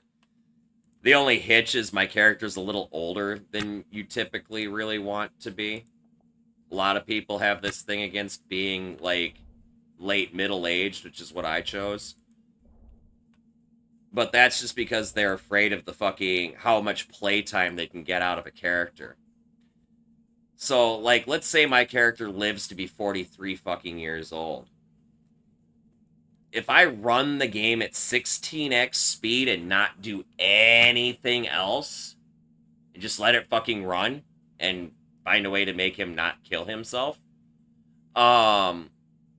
it would take 2,700 and some fucking hours for the character to die of age if he only lived 5 years from this point. There's no way You're going to have a character that's going to die from fucking natural causes in this game. I challenge anybody to play a character for fucking more than 2,000 hours.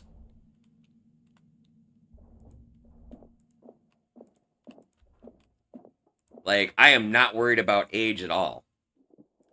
The only thing that really sucks is when you go from, like, young to middle-aged, you get a random roll to pick up some negative traits, you know, which represents your character getting older and more feeble or whatever. And then the same thing happens again when you go from middle-aged to elderly or whatever, right? But that's fine. Again, I'm looking at probably over 1,000 hours before I have to worry about that, at the minimum.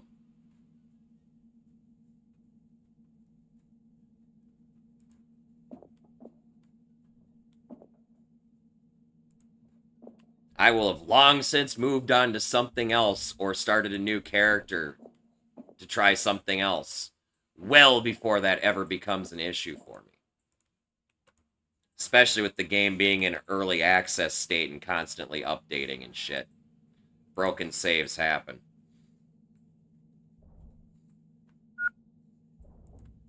I got a really good run from the last version of this game that, well, I can't play anymore because it's on the old version. But it was a great run. I learned a lot.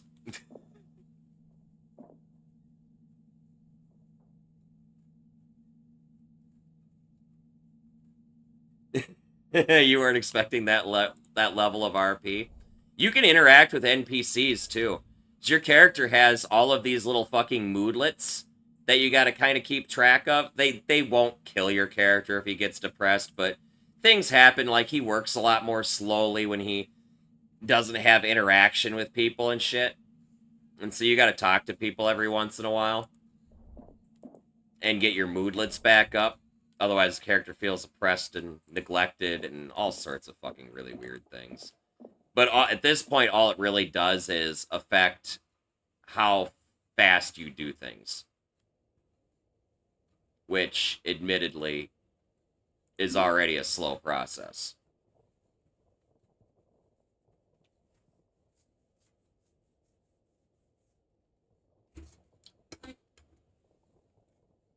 But one of the things I really like about this game is the fact that a lot of these things are slow processes, and I get a chance to fucking bullshit and smoke weed and fucking do whatever the fuck else I want. While my character's doing shit.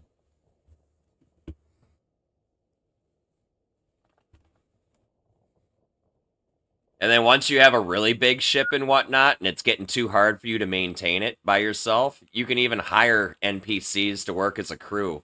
Even though I don't, because the AI is a little... doesn't know how to take a plastic bag off its head intelligent. Sometimes. So...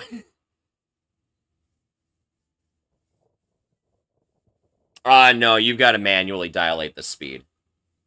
And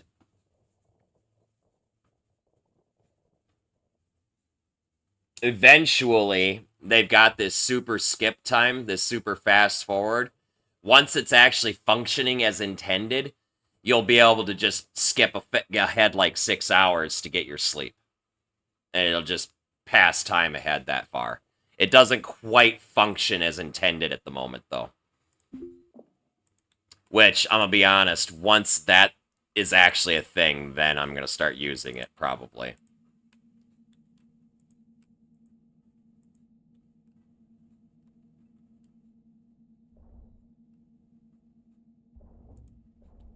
Right now, I'm going to be honest, due to some of the fucking bugs with sleeping and fast-forwarding time and shit like that, like, I use a debug command to fix my sleep moodlet. Or, that's this one, actually. Because really, it doesn't fucking matter. There's so much in this game that takes so fucking long to do that it really... I'm not gonna sit there and fucking wait for an hour or 2 hours while my character fucking sleeps. It's just not gonna fucking happen. As soon as I can skip ahead 6 hours, that's gonna change everything. As soon as I can do that and it actually functions the way it's supposed to, believe me, I will start doing that. But until then, nah. I'll just debug my sleep out. It's no big deal to me.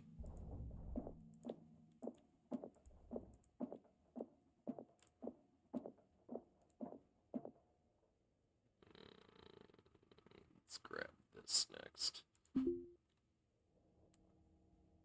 CO2 scrubber's gone, it looks like. There's a number of thrusters I can take. Nav terminal's gone.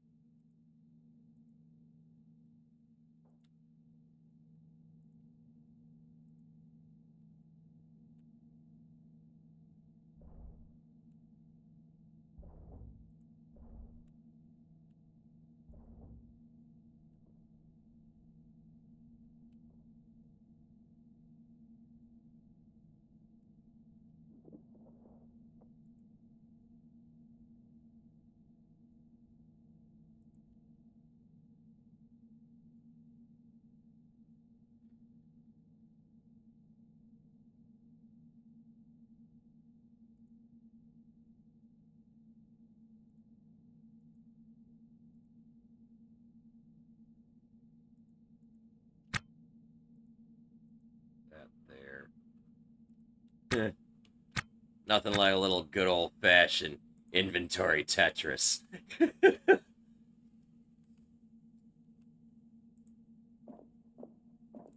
Oh, that just fucking broke, you bastard.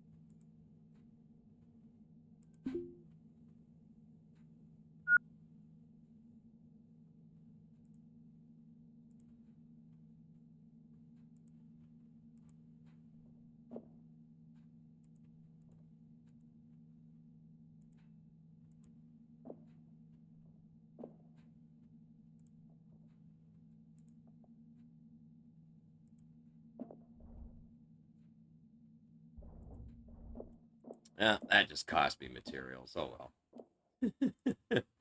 Sometimes things just degrade over time, like when you're moving things around and salvaging things. Things that have like a sliver of health left, sometimes they'll break as they're just sitting there. It happens. And then you need to get parts to fucking repair them. Which I'll still do. I probably have the parts, because I pick up like everything that's of relative salvage value. So, you know, mechanical parts, electronic scrap, motors, motherboards, heat sinks, scrap steel, scrap aluminum, scrap carbon fiber. 'Cause it's all used for fixing this shit when it breaks.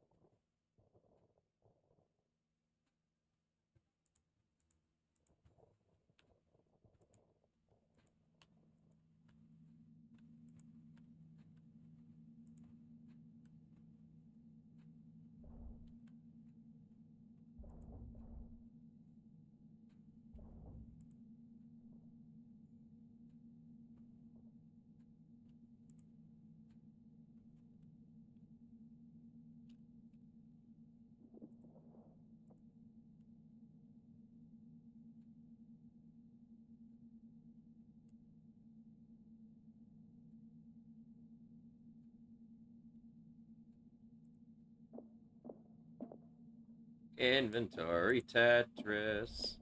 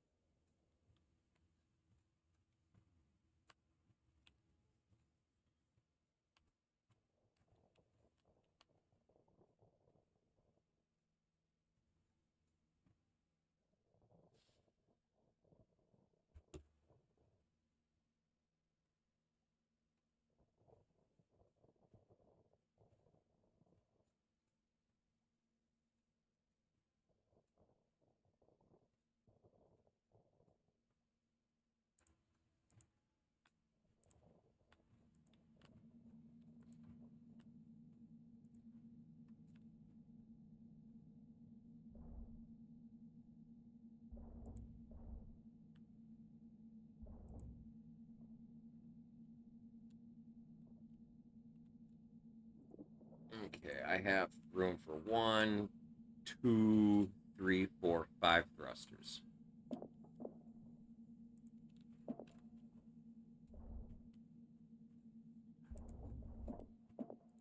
There's 1.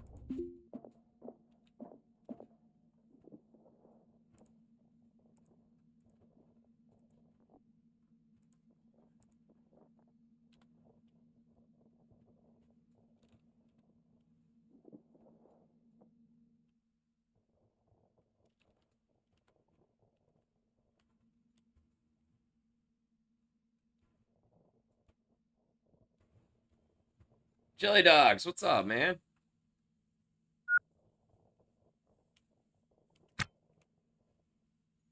Oh, chat. We gotta take a bowl break. I have to pack my bowl first. Smoke some weed.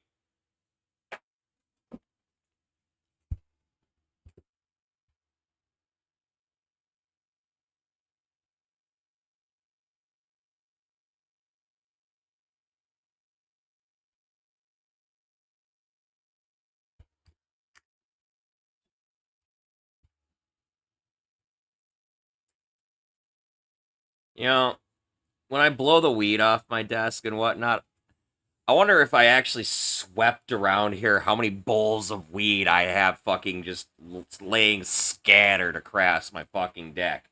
Or my desk. I'm sure it's just fucking disgusting, and I wouldn't recommend smoking it, because, like, yeah, that's like, God knows what mixed in with that. Food bits and oof. Oof.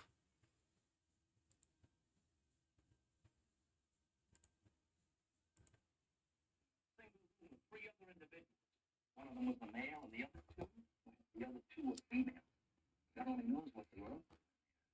And furthermore, Susan, I wouldn't be the least bit surprised to learn that all 4 of them habitually smoke marijuana cigarettes. Reefers.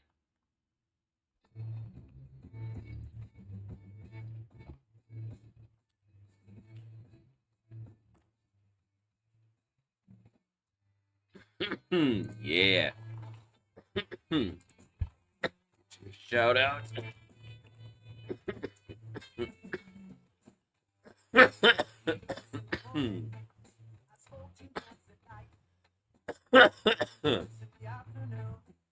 Yeah, no problem, man.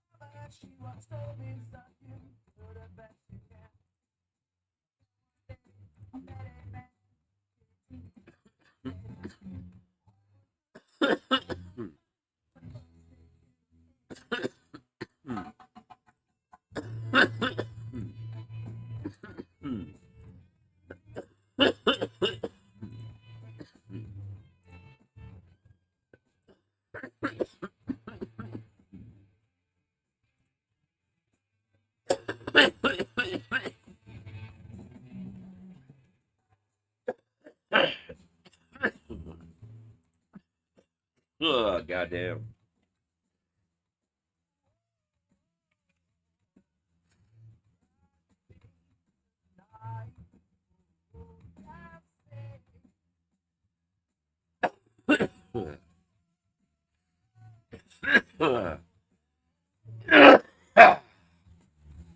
Fuck. I'm not dying, Chad, I swear. Not in any way that actually involves death. Ugh.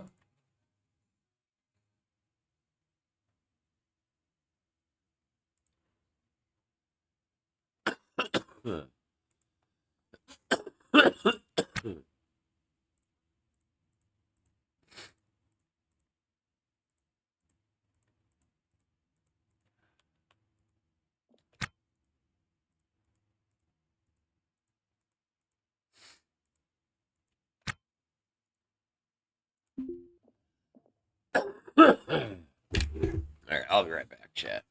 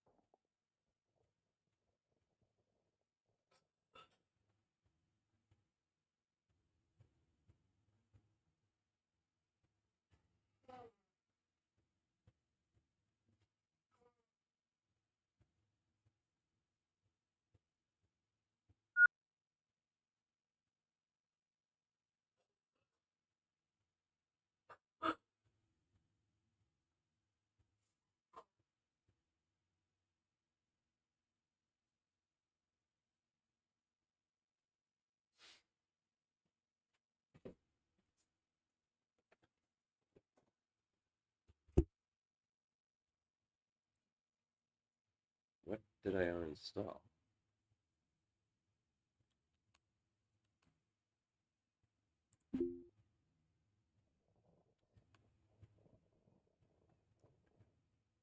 Oh. Stop.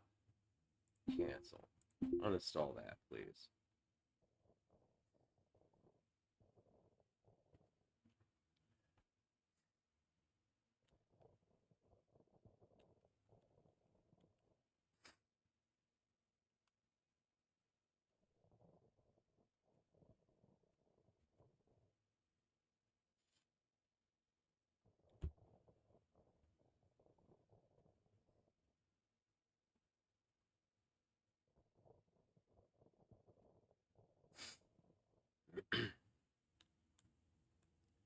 So, peeking around, there's only that thruster that I pulled out of this wall over here, and then these two here. So, we're not quite going back with a full hold, but that's fine.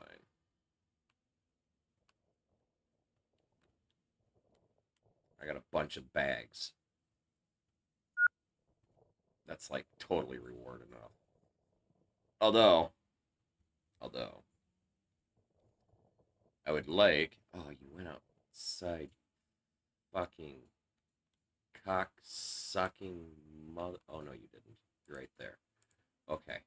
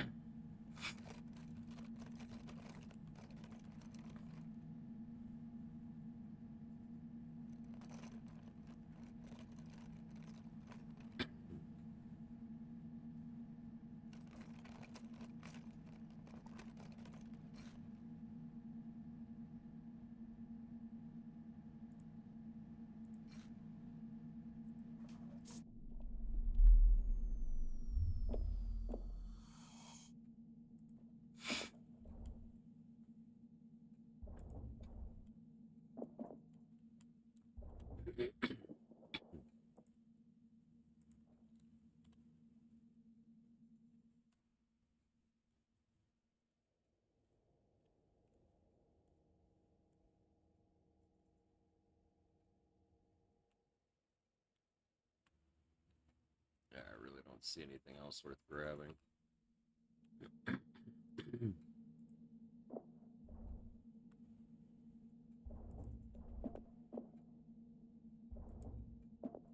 So that means I can take and do this real quick. Let's do that.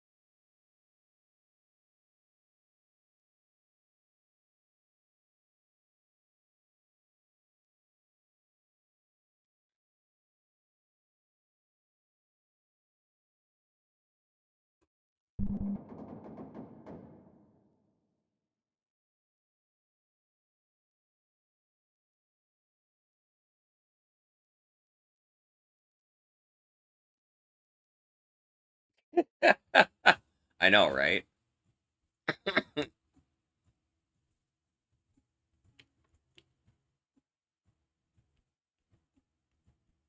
What's up, Matt?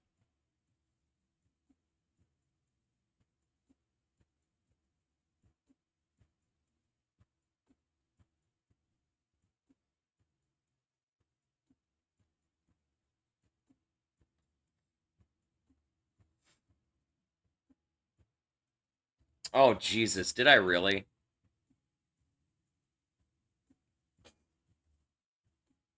Fuck, I'm sorry, dude. Happy birthday, Matt.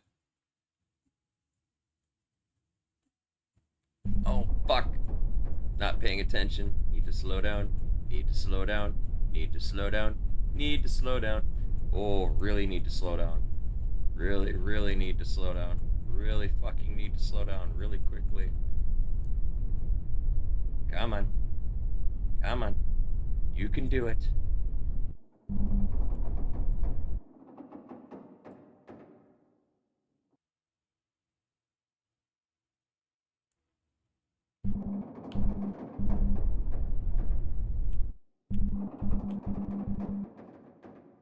That was almost bad.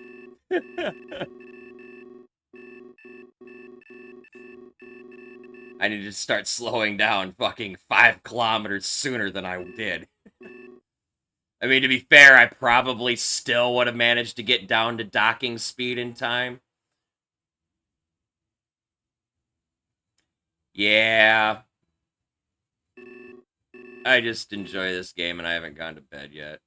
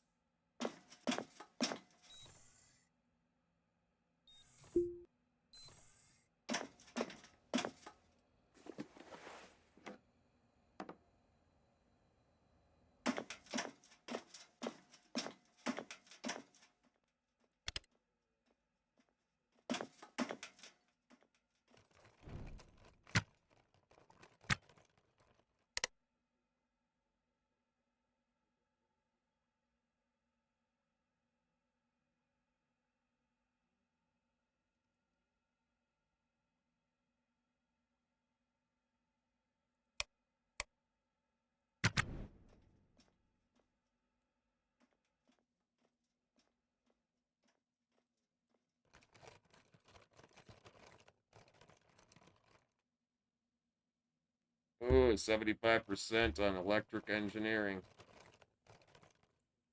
Oh, yes. Yes.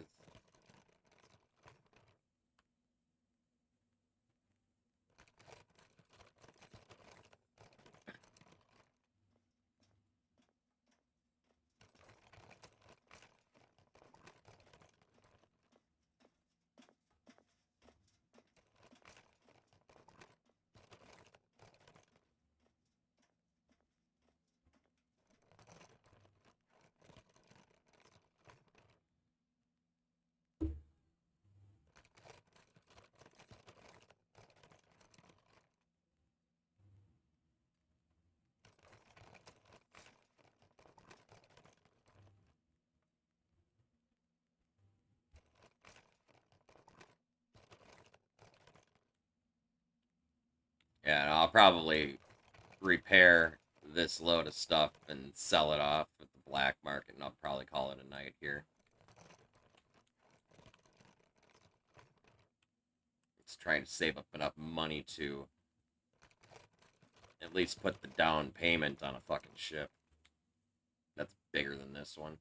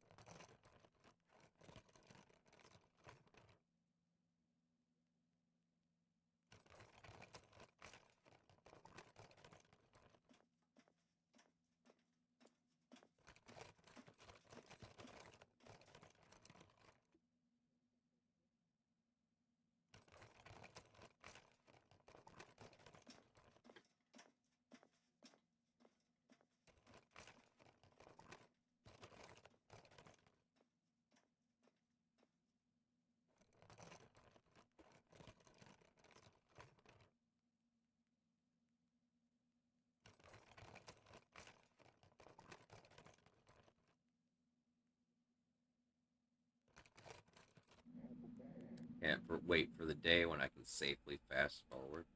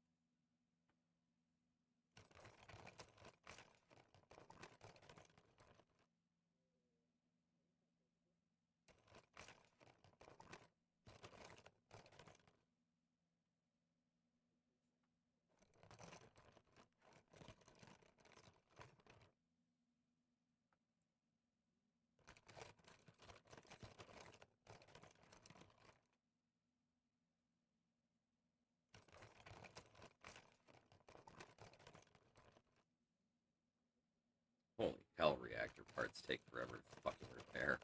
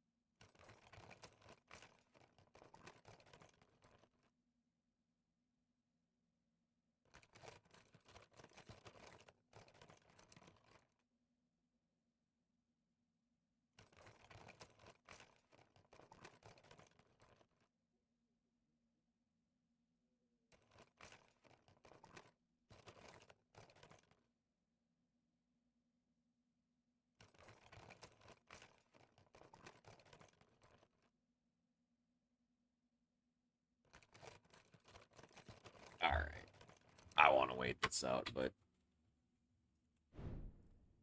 I have to call it a night. I gotta work today at 6:30.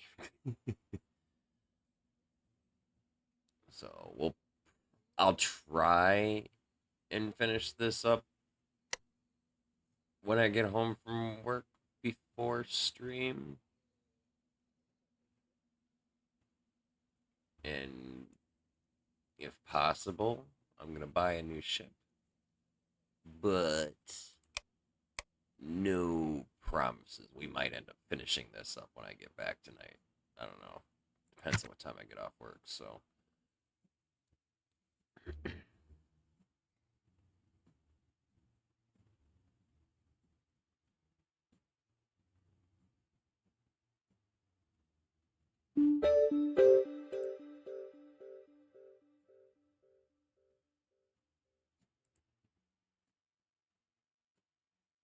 Affirmative, cleared for close approach, switching to 118.50, I saved that, right?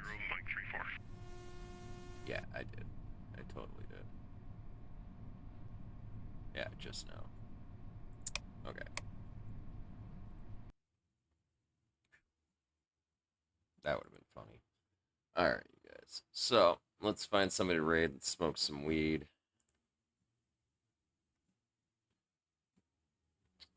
What do we got streaming right now?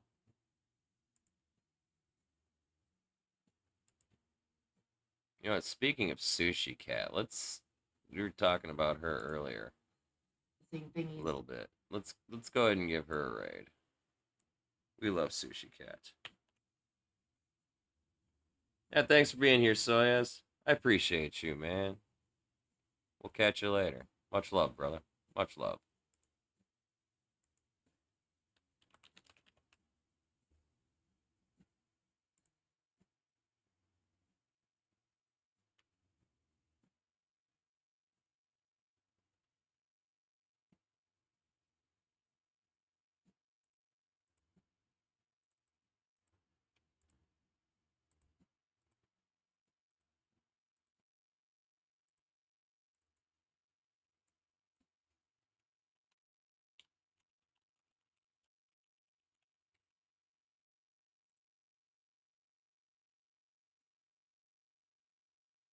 All right.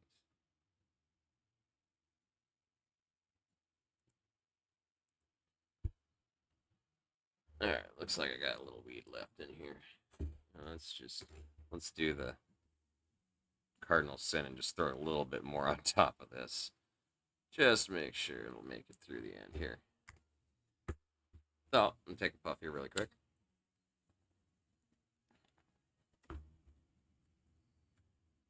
Our raid target tonight is going to be Sushi Cat Yum. And when we get over there, I want you all to give her a follow and show her love and support from our community and let her know that the Church of the Lead Pipe is always with her. As for me, I gotta get ready to get out of here, you guys. Take another puff.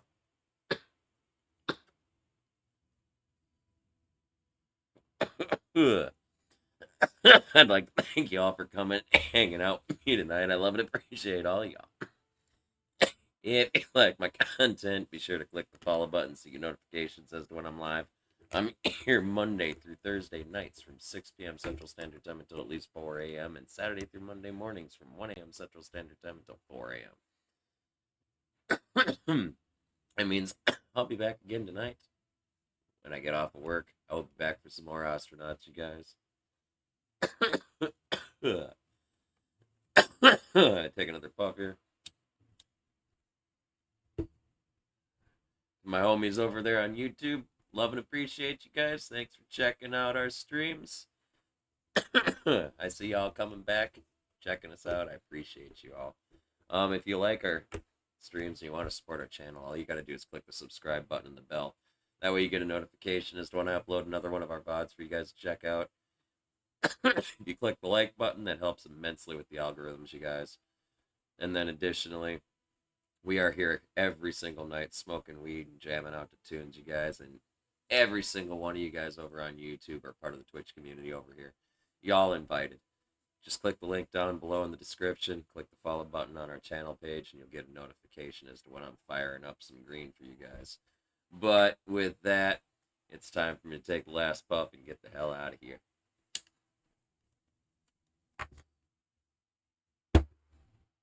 And with that last puff, you guys, it is time for me to call it a night.